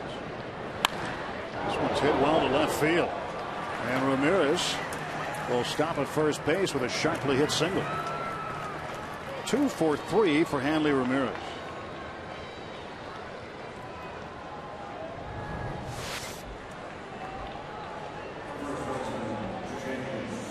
Inner part of the plate, big leg left, and he's right on it. You know what, Kevin Correa has not built up a huge pitch count. He's working the 6th inning. He's working on his 67th pitch. So that part has been good. Well, he had a 5-pitch inning in the second, which helped. That bizarre 4th. Strange doings, but Dodgers came out of that with 3 runs. And Billingsley has been terrific. No runs given up. 1 out. Ramirez at first, and Loney at the plate. Fouls it back.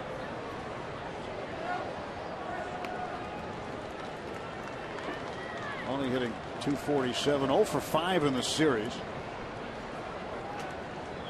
And for Loney, it's not really been his kind of year. Just 2 home runs. He's played in over 100 games. 1 for 8 on the current road trip that started in Miami. They would take 2 out of 3 from the Marlins. In fact, in the Eastern time zone this year, the Dodgers are 10-1. The only game they've lost in the Eastern time zone was one of those games in Miami. Go east, young man.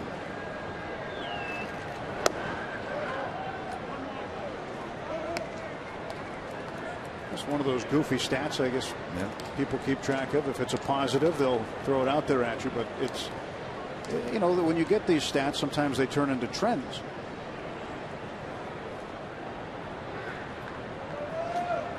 The question is, how long does they have to go on before it's labeled a trend?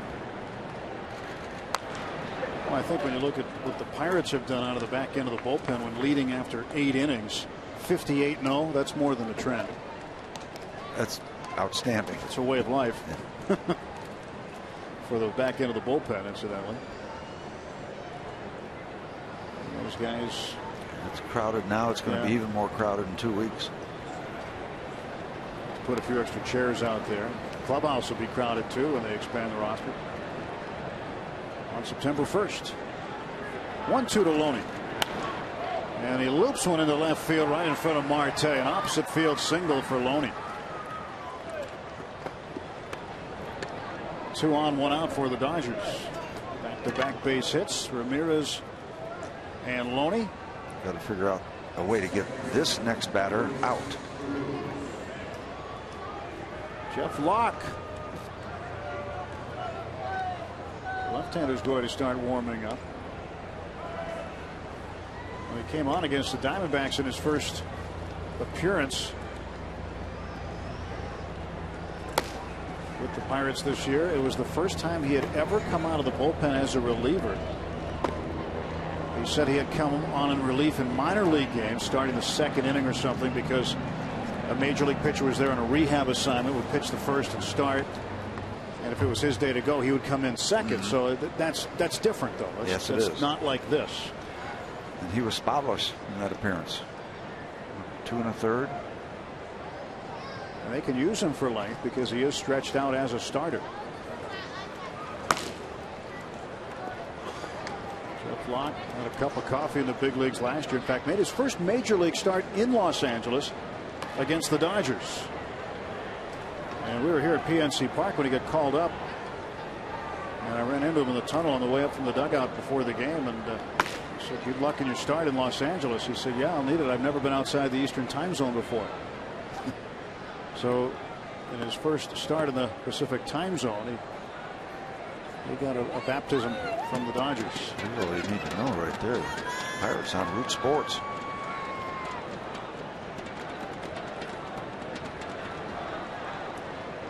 Loney at first base, Ramirez at second, 1 out. Luis Cruz 2 for 2 with 2 runs batted in.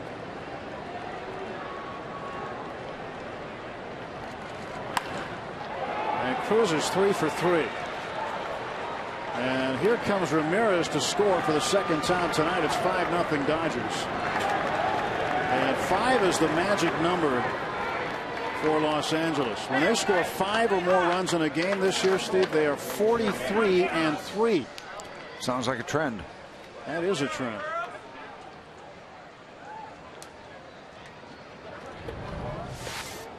So the leash on Correa going to get shorter here as the Dodgers add on in the 6th.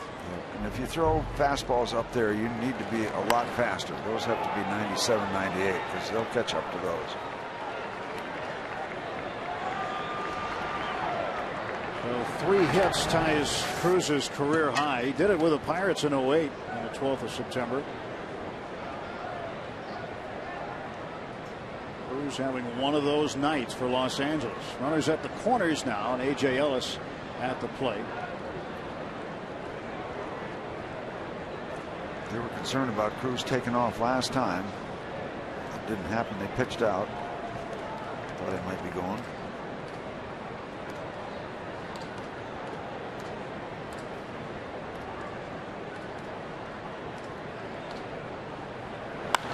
Ellis in the air to center field and deep. Going back after it is McCutchen. He is on the track.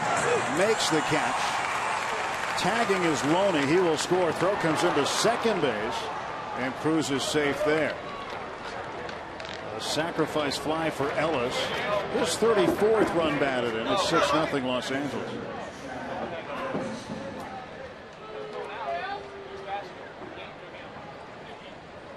And the hill getting higher and higher for the Pirates to climb tonight.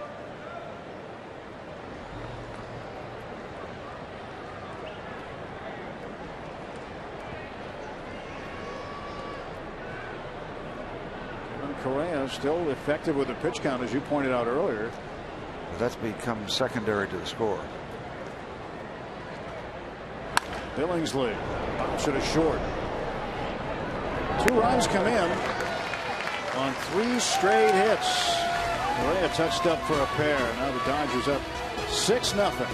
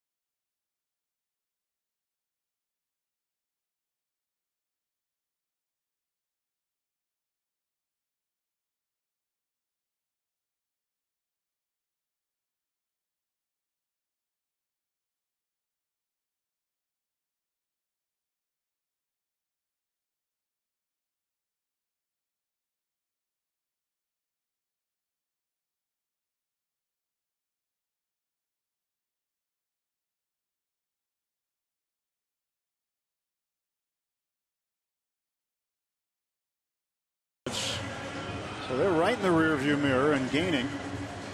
Cincinnati 5 up. And the Reds and Mets scoreless in the bottom of the 7th at Great American Ballpark. Kevin Correa gave up 3 straight hits, and for whatever reason, Luis Cruz has come to play ball tonight. He's 3 for 3 with 3 RBIs against his former team, tying a career high for him. He's been a big reason the Dodgers are where they are tonight. So is the young man on the mound. That's the combination. You score 6 and you got a guy tossing a shutout through 5. Tough combination. Just 3 hits for the Pirates. Snyder, ground ball to short, and Ramirez will throw him out. And Snyder taking his time down the base path because he's had that hamstring issue. Routine ground ball out. No reason to risk an injury on this one. A sloppy track. Still another routine out for Chad Billingsley. As I said, you mentioned it earlier, he's won 4 in a row after that skid of 5 losses in a row. Time spent on the disabled list, an elbow problem. Apparently he has gotten that squared away. He's healthy and he is good. McCutchen is 0 for 2. Struck out looking with runners at second and third in his last at bat.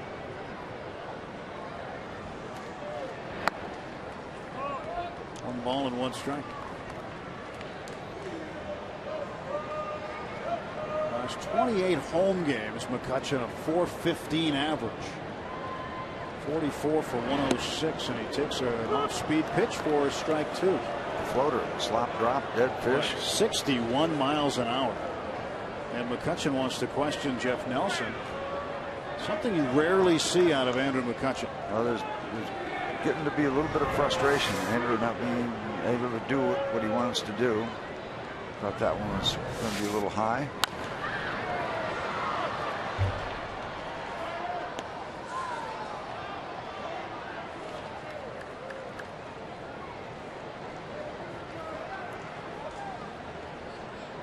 Kutch looking for a hit. 1 out, and the 1-2 from Billingsley. And Andrew's not taking a 2-strike swing. No. Since he started getting hot and he started revving up toward the end of May when he really got things going, that swing has accelerated. I mean, not too many half swings. It's this one well to right field, but Ethier is going to catch up to it right on the warning track. Then you get that. You hit the ball right on the button, and it's the Adam ball.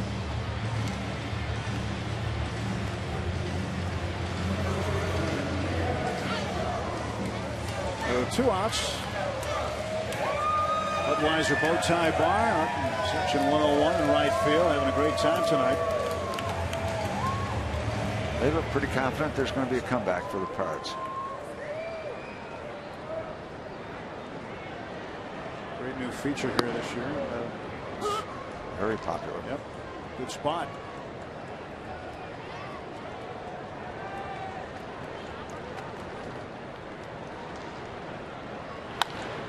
Jones up in the air to right center. Matt Kemp will corral it. Billingsley moving right along. Jones is out, and for Chad Billingsley, it took just 9 pitches to get out of the inning.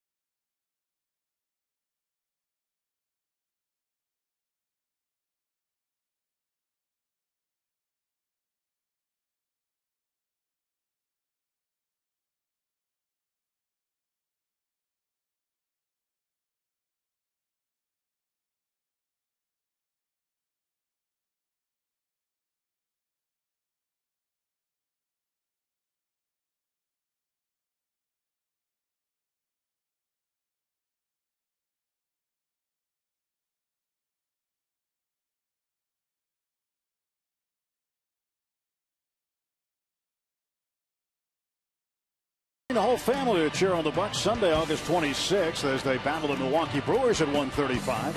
All fans take home a Pirates gym bag thanks to Pepsi Max and Giant Eagle. Come early for the #1 Cochran Family Fun Zone on Federal Street. Stay after the game, when all youngsters are invited to run the bases thanks to H.K. Anderson Princess. For tickets, visit Pirates.com. 6-0 Dodgers. Very interested spectator on hand tonight, Arnold Palmer. The King. Great to have him here. A couple of years ago, we celebrated his 80th birthday here. Got his own bobblehead. Yep. Peter Jacobson came in. Yeah, that's right. Jeff Locke makes his second appearance in the major leagues in 2012. As we said, clean work that first outing against Arizona. Came up from Indianapolis, 9-5 and 21 starts. He'll work to the top of the batting order here in the 7th. You called it, Tim, uphill climb at this point, 6-0, with Billingsley just cruising along with Mr. Cruz helping him. Shane Victorino will lead off. Switch hitter batting right-handed against the left-hander Locke.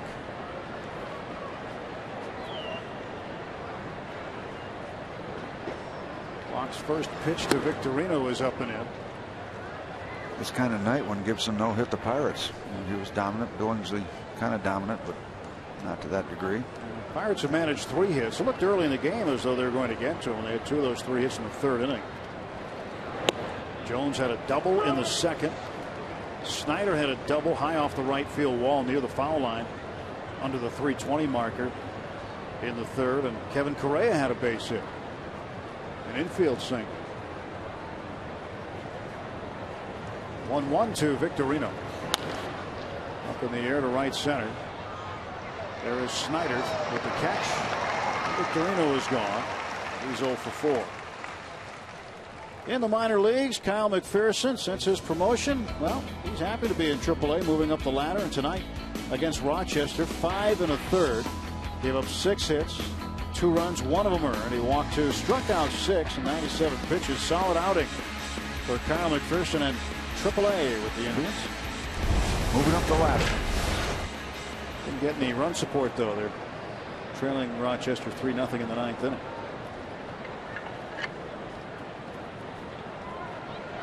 Uribe swings and fouls it back. Remember Jumbo Diaz, Jose Diaz, yes. the big fellow who came out of the bullpen often from minor league camp and spring training. That was the Chief. You call him the Chief? Yeah, he pitched a little bit in relief late. Did all right. Brian Morris has pitched an inning in that game. No balls, 1 strike to Uribe. One of the telecasts we did down in Florida, Jumbo Diaz was sitting in a fold-out chair down near the bullpen in right field. So sitting in all of it. Yeah, and it kind of was sinking into the ground.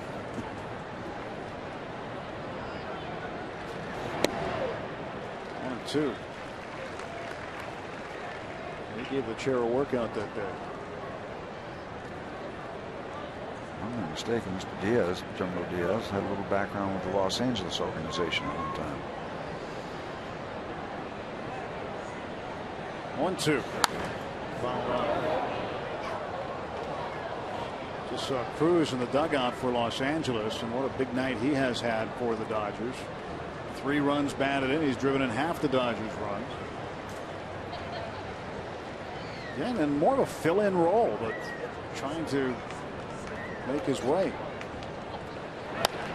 Ground ball too short. Charging Barnes. One hands leaping throw. He got it. Kind of a signature move by Clint Barnes at shortstop. Gets that ball in the short hop and kind of getting the body up in the air, getting a little something behind that arm throw. I guess it can't be anything but an arm throw. Most throws are arm throws. Most of them? I'd like to see a leg throw one time, see how that would work out. Probably not as well. Kingsley watching on as Jeff Locke gets the first 2 Dodgers. Now he'll face Matt Kemp.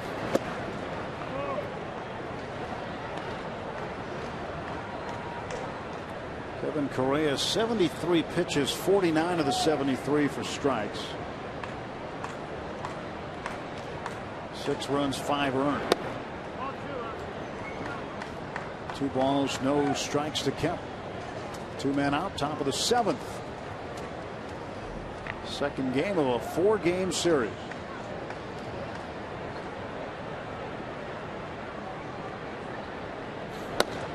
Locke deals him a strike.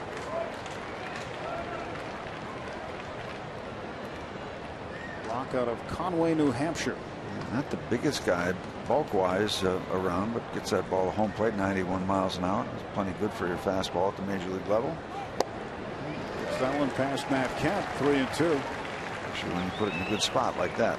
Well, a young guy like Locke can induce a strike like that on an MVP candidate like Kemp. Got to make you feel pretty good. He'd feel a little better if he can get him out here. Yeah, you want to finish it off to feel real good.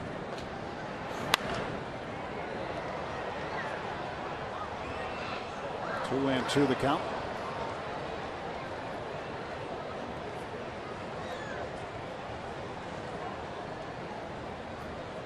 Two to Kemp. 2 men out, base is empty. And Locke looking in. He's got his sign. Left-hander delivers. You know, you can make a kind of a leg throw, can't you? Is it possible? Kind of rare. To throw a ball with your leg. Foot mashy, foot throw. It's possible. Probably ill-advised.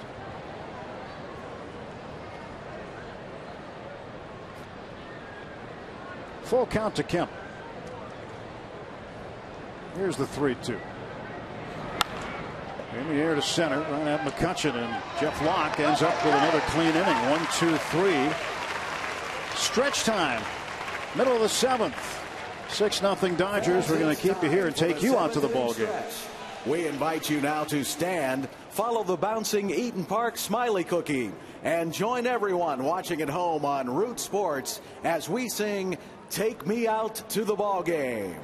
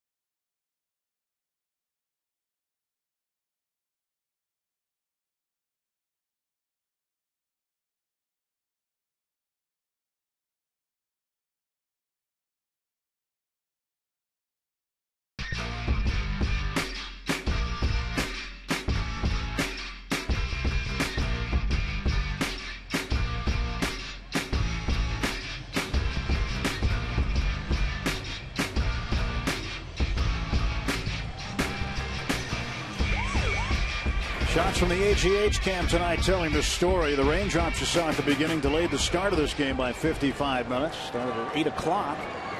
Turned out to be a very, very nice night. Not even a bad night to be in a boat on the Allegheny River. Pirates trailing 6-0. Neil Walker leading off the bottom of the 7th inning against Chad Billingsley.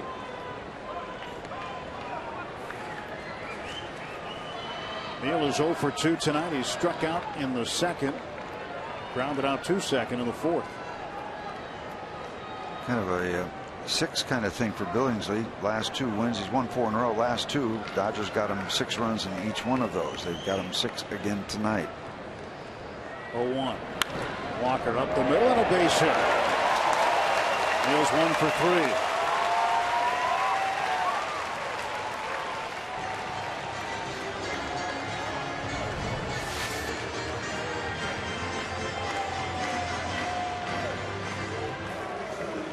start.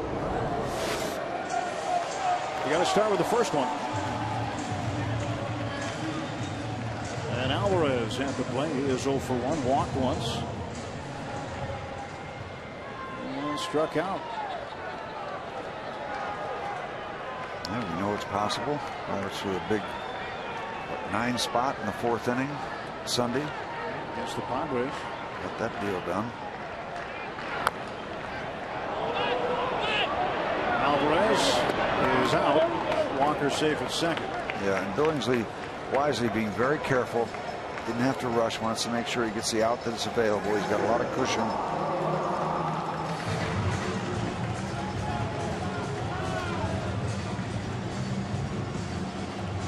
Cut keeping an eye on his guy.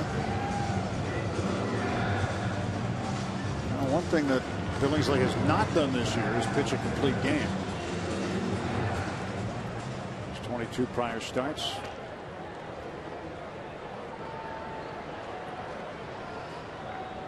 Rod Barajas 0 for 2. Lined into a double play in the 2nd inning and then flying to center in the 5th. Barajas down to 195. Rod catching for the Dodgers last year. Grew up in Southern California. Dodger fan. Got to live his boyhood dream of playing for the Dodgers. I talked to him about it in LA back in April. He said that's the way the business is. You get to live some dreams and it's time to move on.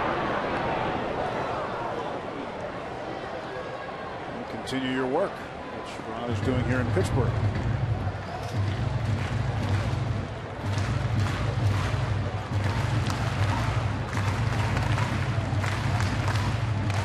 The leadoff single at second base, and in the bullpen, Chris Risa.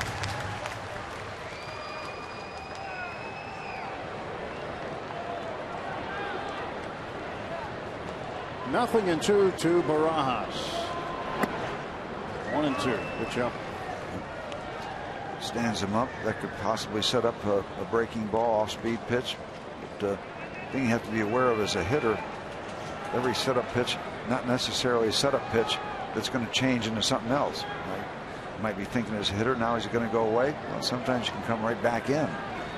They go away, and well, that was very close to being called 3rd strike. Billingsley throwing it pretty much where he wanted to after coming in.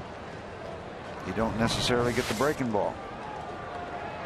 Fastball just off the outside corner. It stays alive. 2-ball, 2-strike pitch coming. Down to 3rd. Uribe looks Walker back. Now throws on to 1st and gets Rod. Rod's 0 for 3. Barajas is out. That'll bring up Clint Barnes with 2 men out in the Pirates' half of the 7th. Cruz and Walker know each other quite well. They're in the minor leagues together with the Pirates. Not much to cheer about. Crowd on hand tonight. Waiting during the late start, lengthy rain delay, and from their standpoint, it hadn't gotten much better.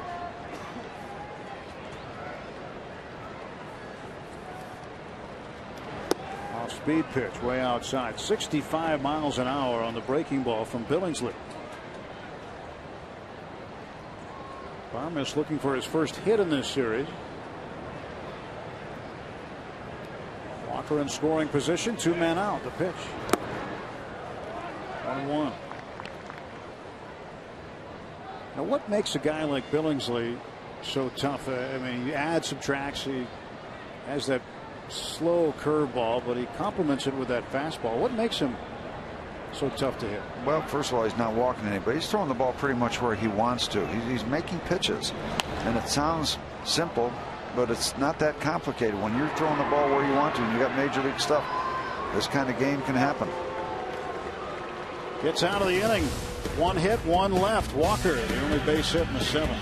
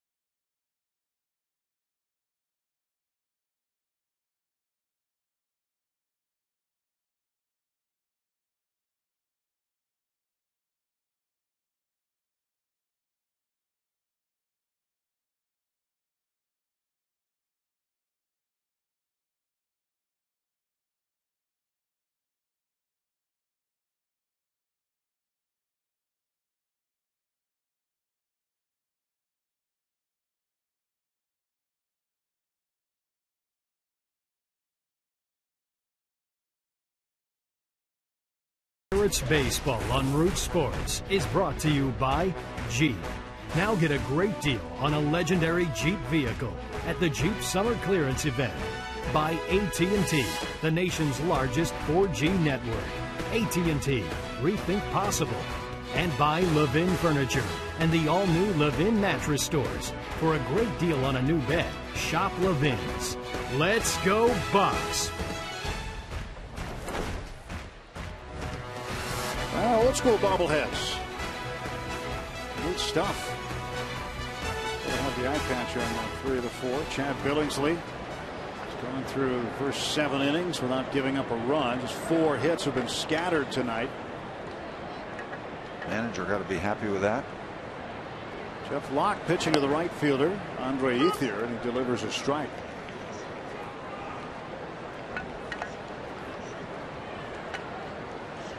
It has been a real struggle recently for Rod Barajas, and you wonder if that subject will be addressed. I'm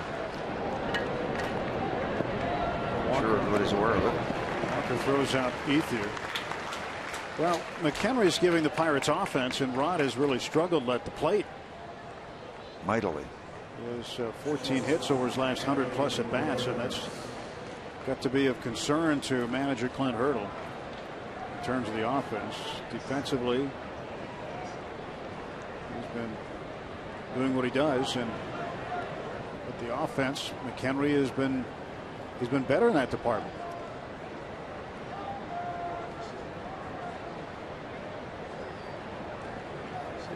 Hanley Ramirez takes low ball 1. 1 out on the Dodgers half of the 8th inning. Ramirez 2 for 3 with a pair of runs scored. Jeff Locke delivers inside 2-0. Cardinals have added another run, and Arizona's put 2 up. It's 3-2 Cardinals in the top half of the 7th inning. They've gone to the 9th in Cincinnati. The Mets and Reds are scoreless.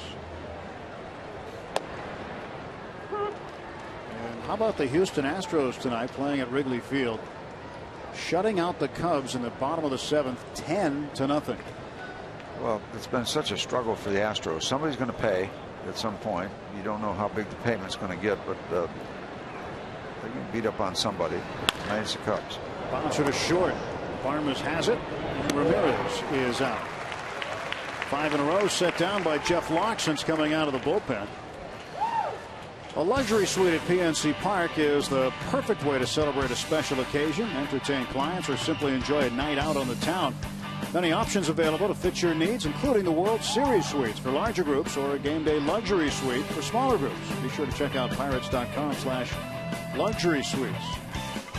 And you've had a chance to peruse them from time to time. You pop in, make visits to folks. Yep. It's a great place to be in this ballpark, in this building. James Loney takes strike 1. No, there's no bad seats, but to borrow an old phrase, some are gooder. They are, huh? Yeah, they're laid out. Beautiful, beautiful places to watch ball games. 1-1 to Loney. Those two watching from the railing.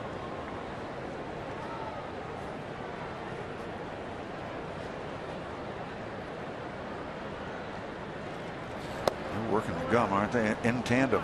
Yeah. There's no shortage of gum on that bench, by the way. Buckets and buckets of it. Clint has boxes of it in his office. Then you go from that to the sunflower seeds. It's a buffet. Got the nutrition bars now. You guys snacking on the nutrition bars too. Not too much tobacco chewing anymore. It's not a completely abandoned situation. Well, a lot of people would like to see it be abandoned. It is in the minor league. Health-wise, yeah. 2-2. Loney fouls it back. A number of years ago, they did ban it at all levels of minor league baseball. And in the transition, some players would try to sneak it. And if you'd go up to them and introduce yourself as a broadcaster, as they did as a minor league broadcaster, they'd say, "Are you the dip police?" they didn't know you, they'd want to know if you were going to tell on them. Loney right at Jones. Picking it up as Walker. No, he doesn't pick it up. That ball was ripped. Too hot to handle. Base hit properly awarded.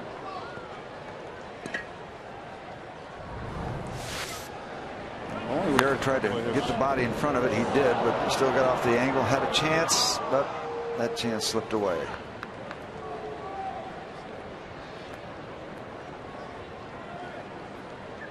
Garrett thought it was going up, but it went to his right.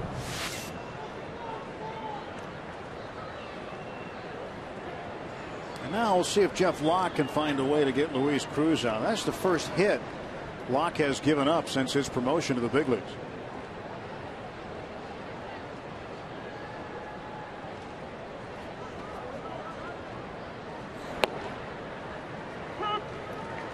He had retired the first 12 batters he had faced since his promotion, and then Loney with the base hit. He got the ground ball he wanted right at a fielder, but just hopped off the chest of Jones.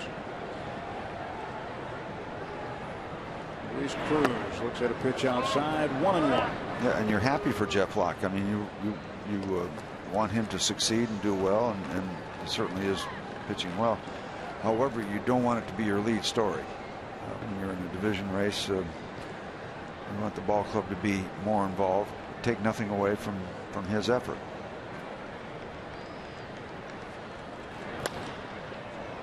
Popped it up to left field. Marte under it.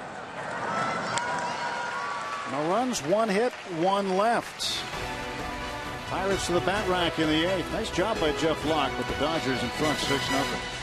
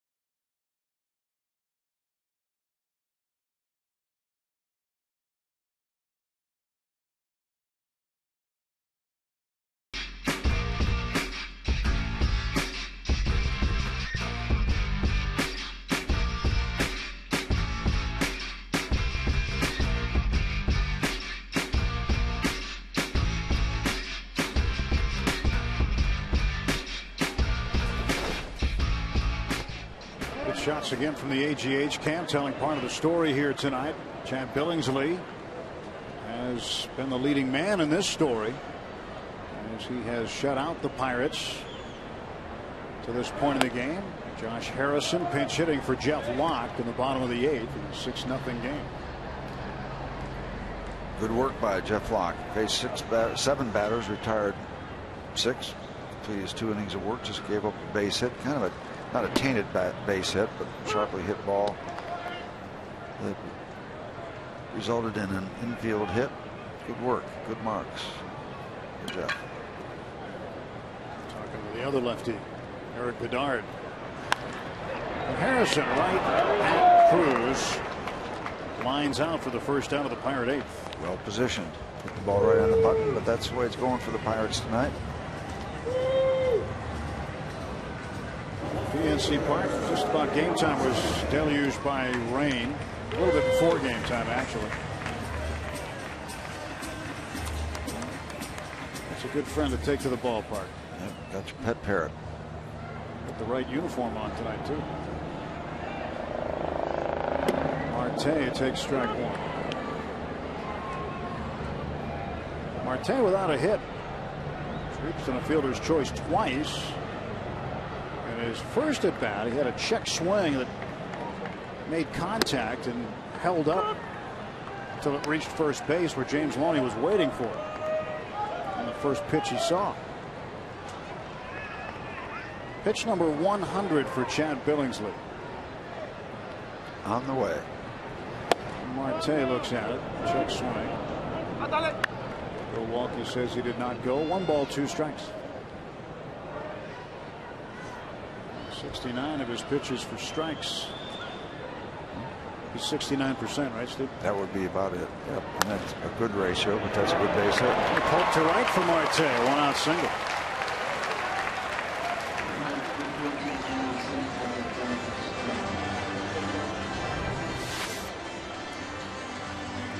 Reach out. Give yourself a little knock to right field. See, Harrison hits the ball right on the button to the second baseman. This one, just a little half swing, right field, base hit.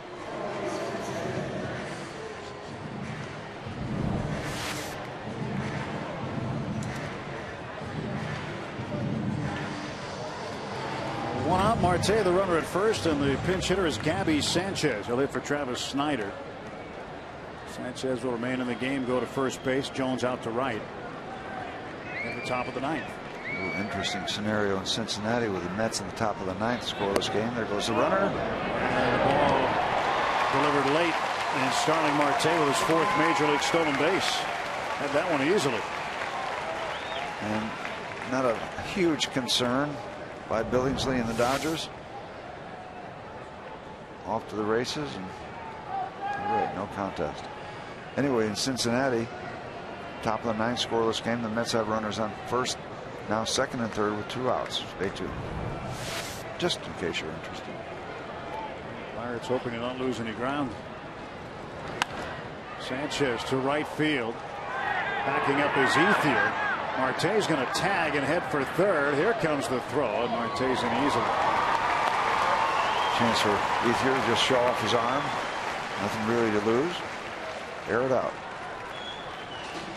2 men out now on the Pirate eighth.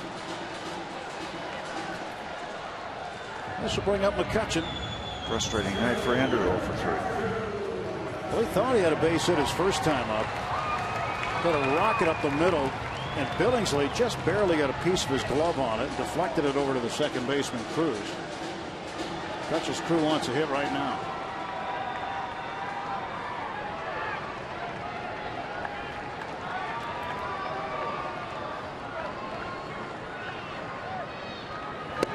Pirates trying to break the shutout first of all, and then try to find a way to come back. Andrew McCutchen's average currently down to 360.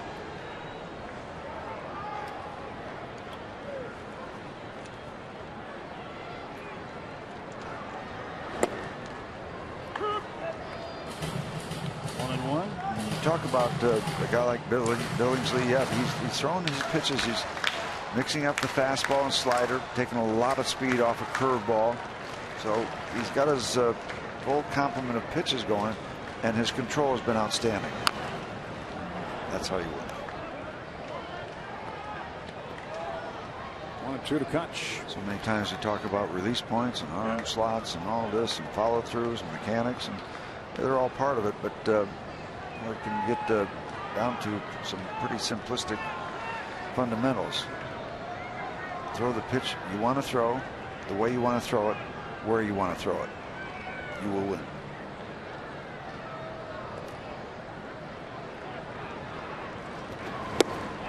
Down on strikes goes Andrew McCutchen for the second time tonight. Pirates leave a man at third.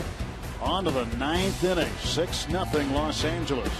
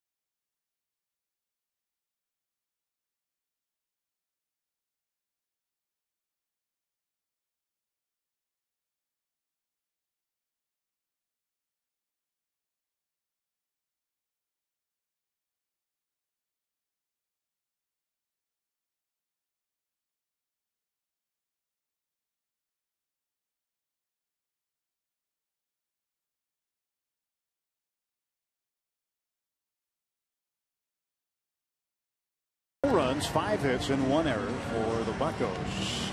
Garrett Jones moves to right field from first base. And Sanchez, who pinch hit for Snyder, is now at first base. And the new pitcher is right-hander Chad Qualls. He will face A.J. Ellis. And the pitcher's spot, Adam Kennedy, is going to pinch hit, so that's going to be it for Billingsley. At least it looks that way right now. And then Shane Victorino also scheduled to hit this inning against Chad Qualls. Mattingsley shaking the hands of Billingsley. Did enough tonight. His job's done. Rick Honeycutt, the pitching coach, doing the same. Gave up just 5 hits in 8 innings. No runs. Ended up walking just 1. And striking out 5. And here is A.J. Ellis. Catcher is 0 for 1. Walked, struck out, drove in a run in the 6th inning with a sacrifice fly to center field.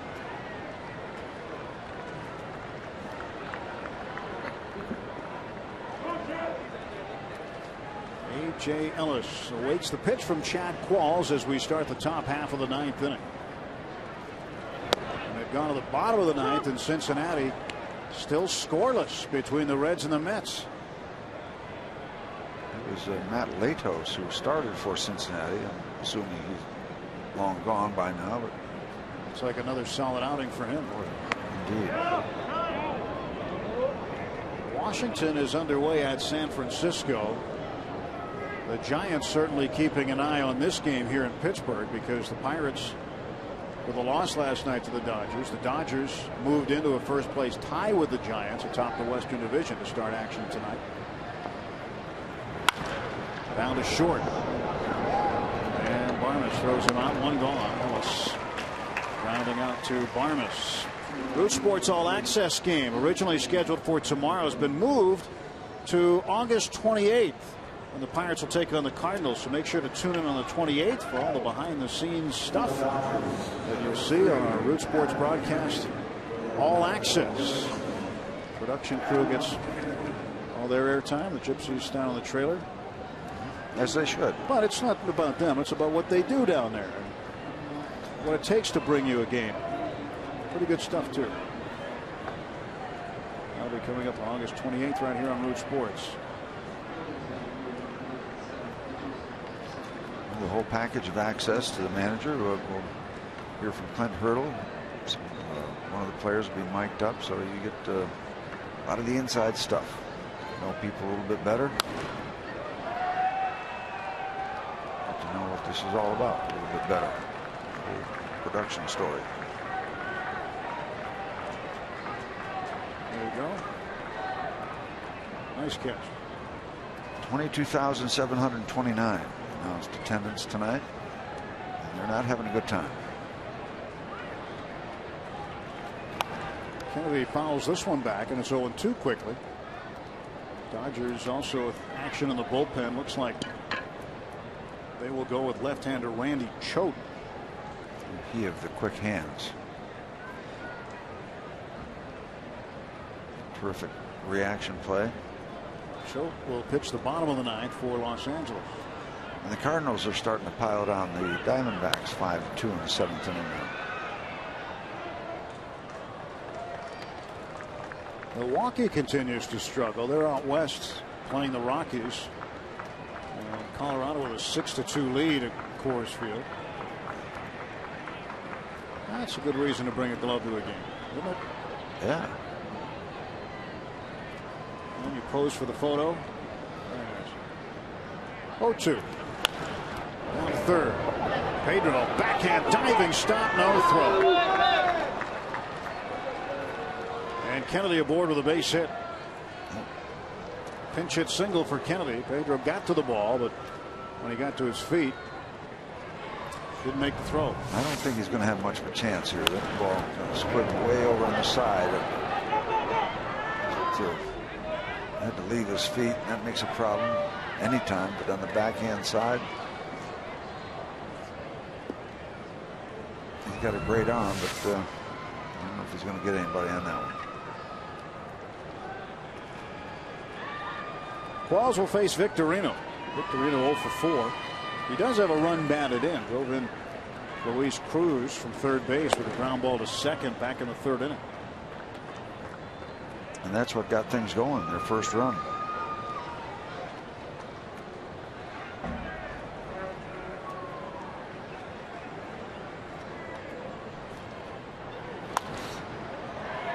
This one will make the seats. Yeah, it's 1-1 to Victorino. Play made down there. Yeah. Always goes to the youngster. Well done.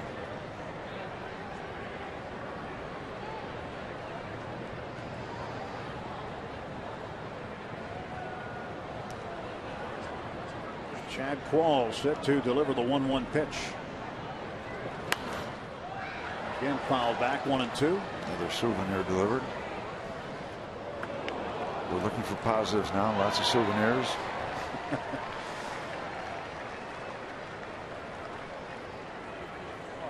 Yeah, that's ball caught by the proud dad. Giving it to the youngster. Yeah, there you go. Those are some sophisticated graphics out of Terry's camera down there. That finger looked almost real. Base hit for Victorino. Now 2 on and 1 out for the Dodgers in the top half of the 9th inning. Qualls looking to get the final 2 outs, get the Pirates to the plate. Juan Uribe's 0 for 4.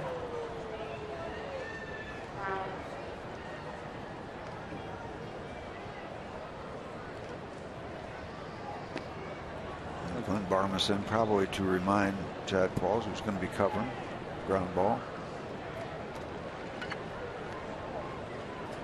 Right-handed hitter with Uribe, and now Barajas will flash the external signs for the defense. Walker shading the bag. Middle infield at double play depth for Uribe with 1 out, 2 on. Foul back for a strike.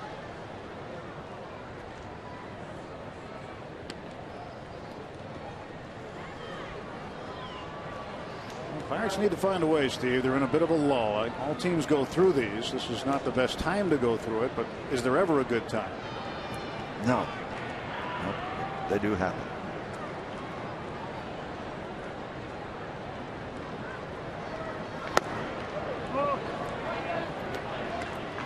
The next thing is you got to dig yourself out of it. You get yourself in a bit of a hole. And you do that by grinding out a win. Everybody has a little different thought process. All right, we're on the other side of that, at least for tonight. And let's keep it going tomorrow night. Tonight might not be the night that all that gets started. Thought process. Uribe almost stepping out of the bucket there. Looked like he stepped out of the third base coach's box and swung. Wandy Rodriguez will try to set things right tomorrow night. He'll face a tough customer in Clayton Kershaw. Battle of lefties, game 3. And this one gets away, and this is going to allow the runners to move up. That'll be a pass ball. And Kershaw, last year's Cy Young winner.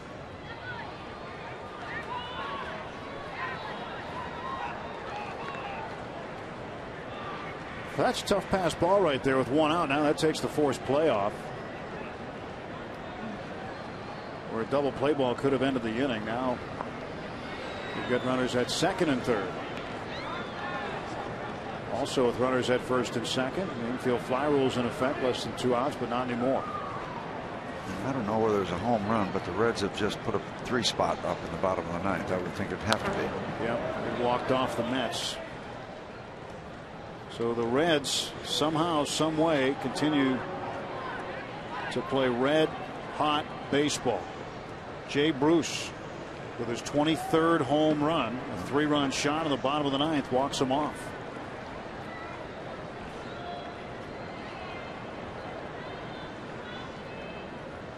Two.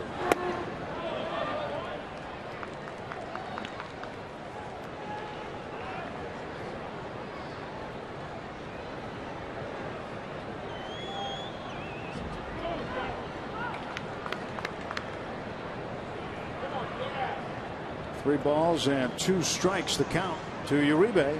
Chad Quall's pitch. Pop back and out of play.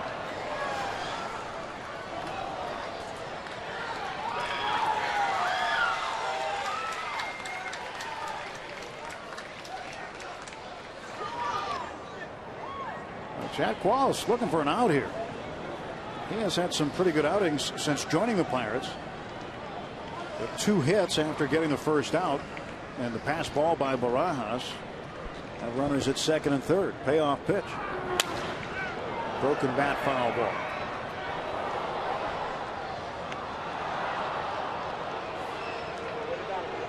Uribe not in any hurry to get a new piece of lumber.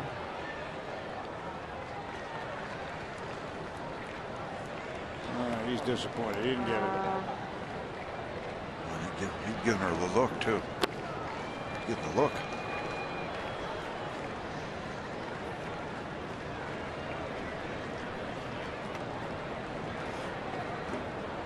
Well, she can only throw it to one person.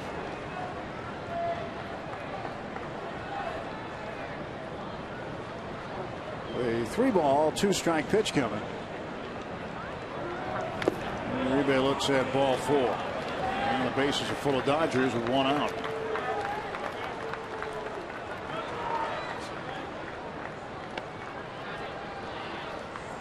This is going to bring up Matt Kemp.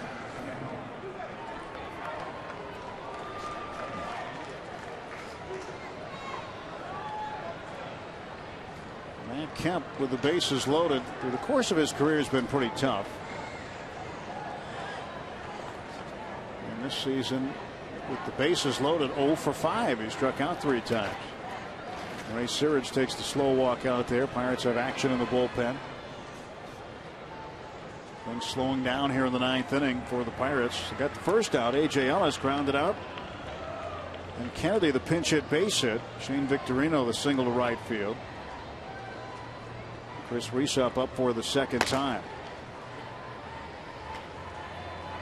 And this is kind of what we're talking about when we talk about keeping track of everything these pitchers do. And now if Riesup doesn't get in the game, they keep track of what he's done just by warming up, how many pitches, and it doesn't go by the wayside. They keep track of all this. And we heard last homestand, or maybe earlier in this homestand, it's been a substantial homestand, about the overall numbers for both starters and relievers being down compared to last year. So distribution that they're happy with.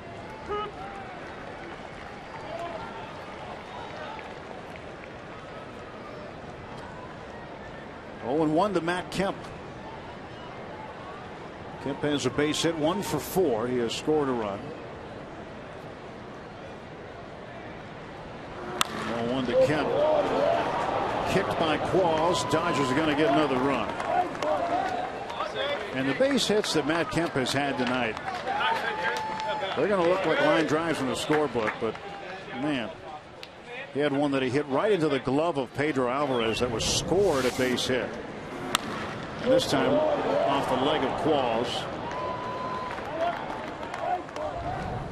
Qualls gives up the run, his 3rd hit this inning. 4th man to reach against Qualls. RBI for Kemp is 48th. Got Ellis to start off the inning, but not gotten anybody since.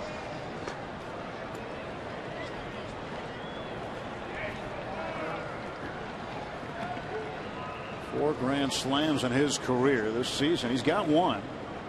6 for 13 with the bases full. Still 1 out.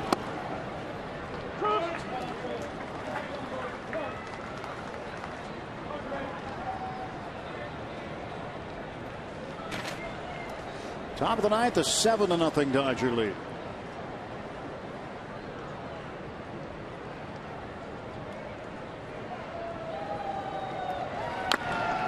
Foul ball, strike 2. I think they've got 5 infield hits tonight. Kemp has 2 of them.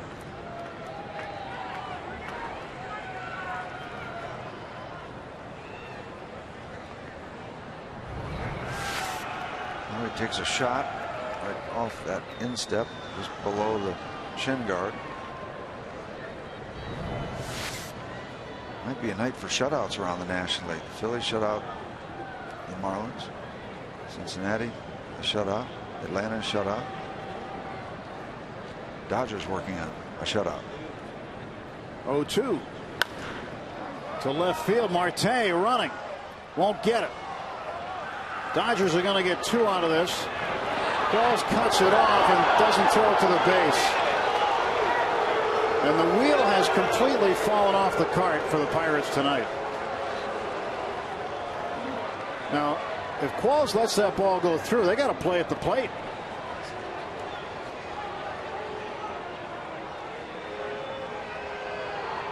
And Clint Hurdle's coming out to get Chad Qualls.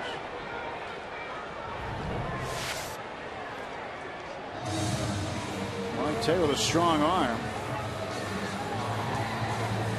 And they probably have him if that ball goes through. And we catch a flyer to the original cutoff man.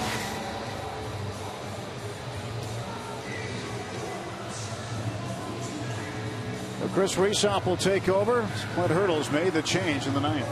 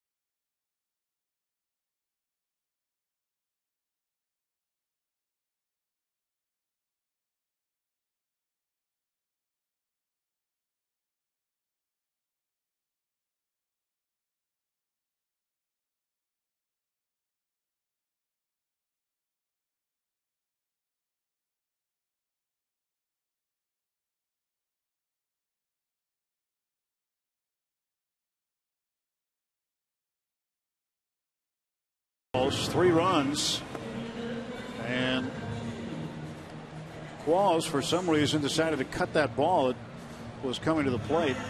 He finds himself on the dugout bench, and Chris Rhysop now takes over.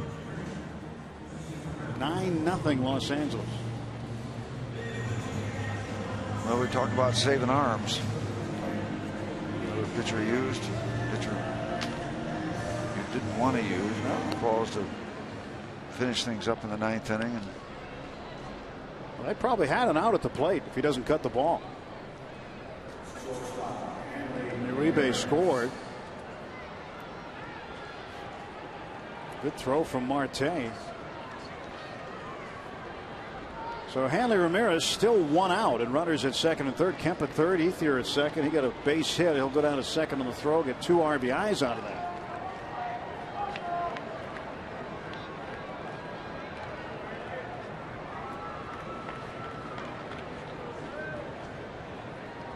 Rhysop pitching to Ramirez on the right field line for strike 1. This one tonight has been ugly at times. Started getting away early, and we were able to rein it in.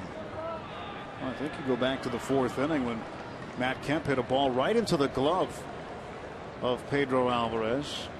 It popped out of the glove, and it was ruled a base hit. It was hit right into the pocket of the glove. And now that's past Pedro into left field. And more runs will come in. 2 of them. Kemp scores. Ethier scores. And Ramirez in with a 2-run double. And the Dodgers now lead it 11-0.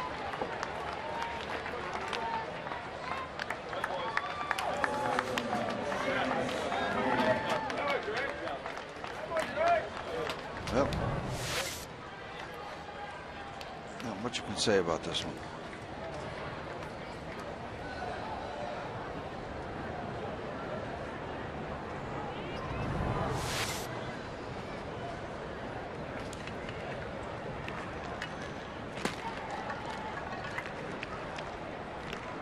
Hanley Ramirez has a 3-hit night. 2 singles, a double. He scored twice, driven in 2. Now Loney fouls this pitch back. Pirates just need to get the next out. I mean, they got the first out of the inning. Qualls got Ellis to ground out to start the inning. And since then, base hit, walk, base hit, double.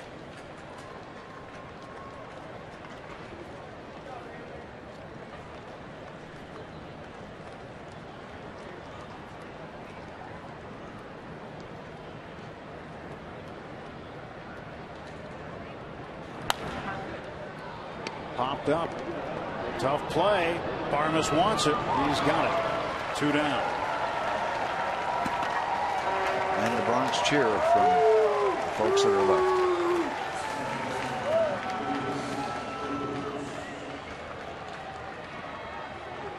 Qualls going to get tagged for 5 runs. Book closed on him. But he will get charged for 5 earned runs out of the bullpen.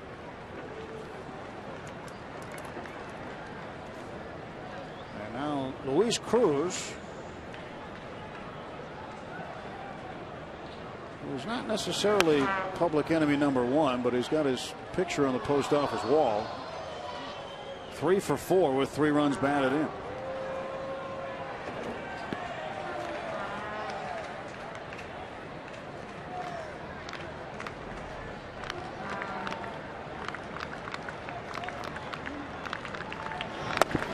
A little bit low, 1 ball and 1 strike. Well, Randy Choate, who was up and ready to pitch the 9th had it remained a 6-0 game, has sat down. Sean Tollison, a right-hander, is the guy that the Dodgers are going to call upon to pitch in the bottom of the 9th. Choate probably got tired. It has been a long top of the 9th inning. Far too long, as Cruz is the 9th man to bat. A 5 spot in the 9th for Los Angeles. And Cruz right at Gabby Sanchez. And now the Pirates, down to their final 3 outs, will come to the plate in the bottom of the 9th. Down big.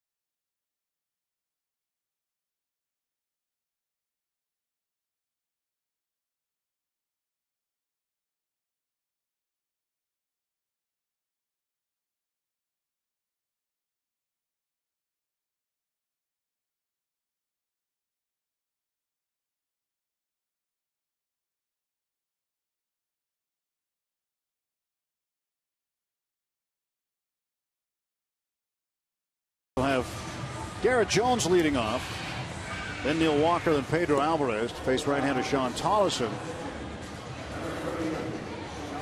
Tollison making his 20th appearance. Billingsley, 8 scoreless innings, 5 hits. He walked a batter and struck out 5. He was very good, and he's well on his way to winning his 5th in a row. Billingsley, pitcher of record of the good. Kevin Correa.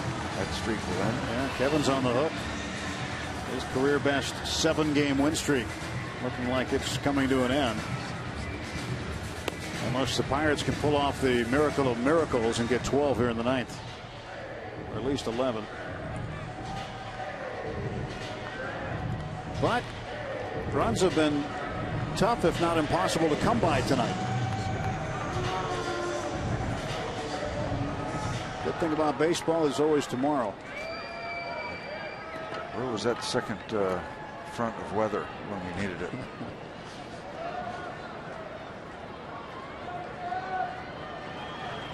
Well, you kind of had a feeling it was going to be a strange night when we're sitting under bright blue skies with no rain, tarp on the field, and the umpires didn't want to start the game. They thought another front was coming through. It broke up, never came, and we ended up having a 55-minute delay to start. Could have been much shorter. But it's still not as bad as the game in Washington last year where it was rained out without a single drop. The dry out. Without even getting to game time. It was the DC dry out. Jones, a fly ball to center. And Kemp makes the catch, 1 out. No help from the Diamondbacks tonight. Bottom of the 8th in St. Louis. Cardinals with a 5-2 lead. The Pirates will drop to 6 back. And because Cincinnati, on a home run by Jay Bruce in the bottom of the 9th, walked off the Mets 3-0. Wild card gets muddier and muddier.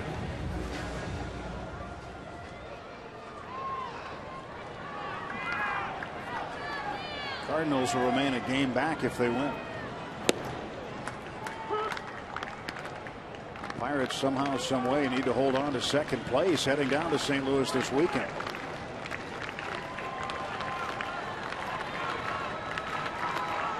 Nothing and 1 to Walker. 1 out, bottom of the 9th. Neal fouls it away. It's 0-2.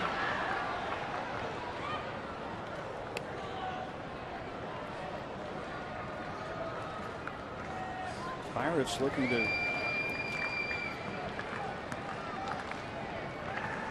appear headed to the 6th loss in this homestand. Go to 3-6. I don't think anybody saw that coming.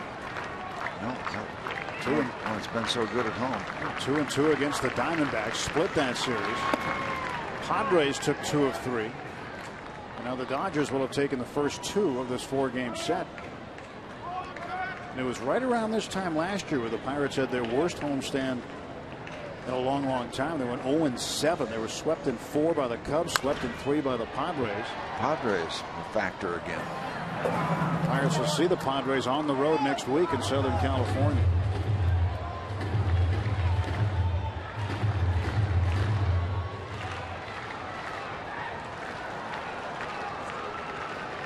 Andrew McCutchen has slowed down a bit. McCutchen has taken an 0 for 4 tonight with 2 strikeouts. 1-2 to Walker. Foul back.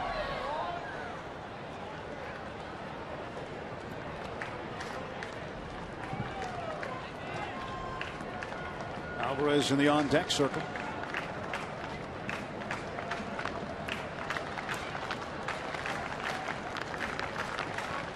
The 11 runs on 13 hits for Los Angeles.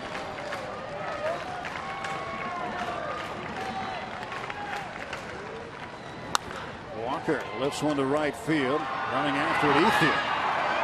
And the Pirates down to their final out tonight. Walker finishes up 1 for 4.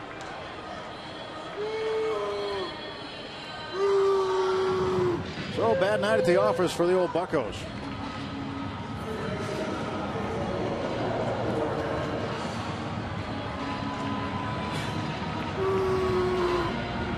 It seems like in baseball you're going to win 60, lose 60, and it's what you do with the rest that counts. That's been the old adage, yep.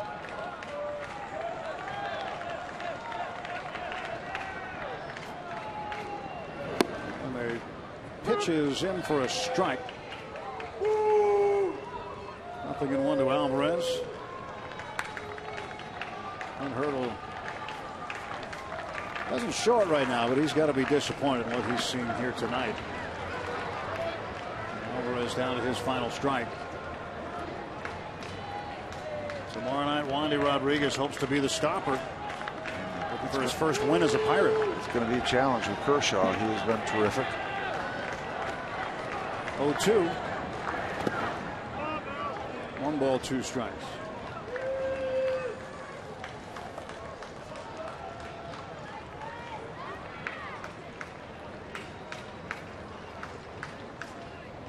Kershaw 10-6, a couple of complete games, and 163 innings, 157 strikeouts. And the 1-2. That's up high. 2-2. Steve Tollefson just mopping up here tonight. Trying to finish off Alvarez. Alvarez trying to keep his team alive.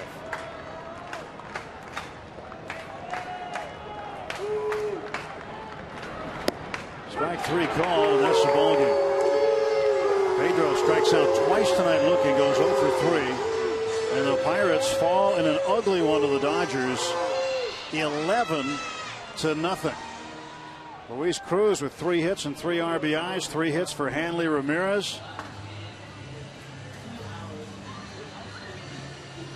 And the Dodgers get their 64th win. They're now 11 games over 500, 64-53, and the Pirates 64-52. They dropped to just 12 games over 500. Don Mattingly's team with a key victory tonight as they remain tied atop the National League West Division and looking to stay that way. And former Bucko Luis Cruz, big night against his former mates.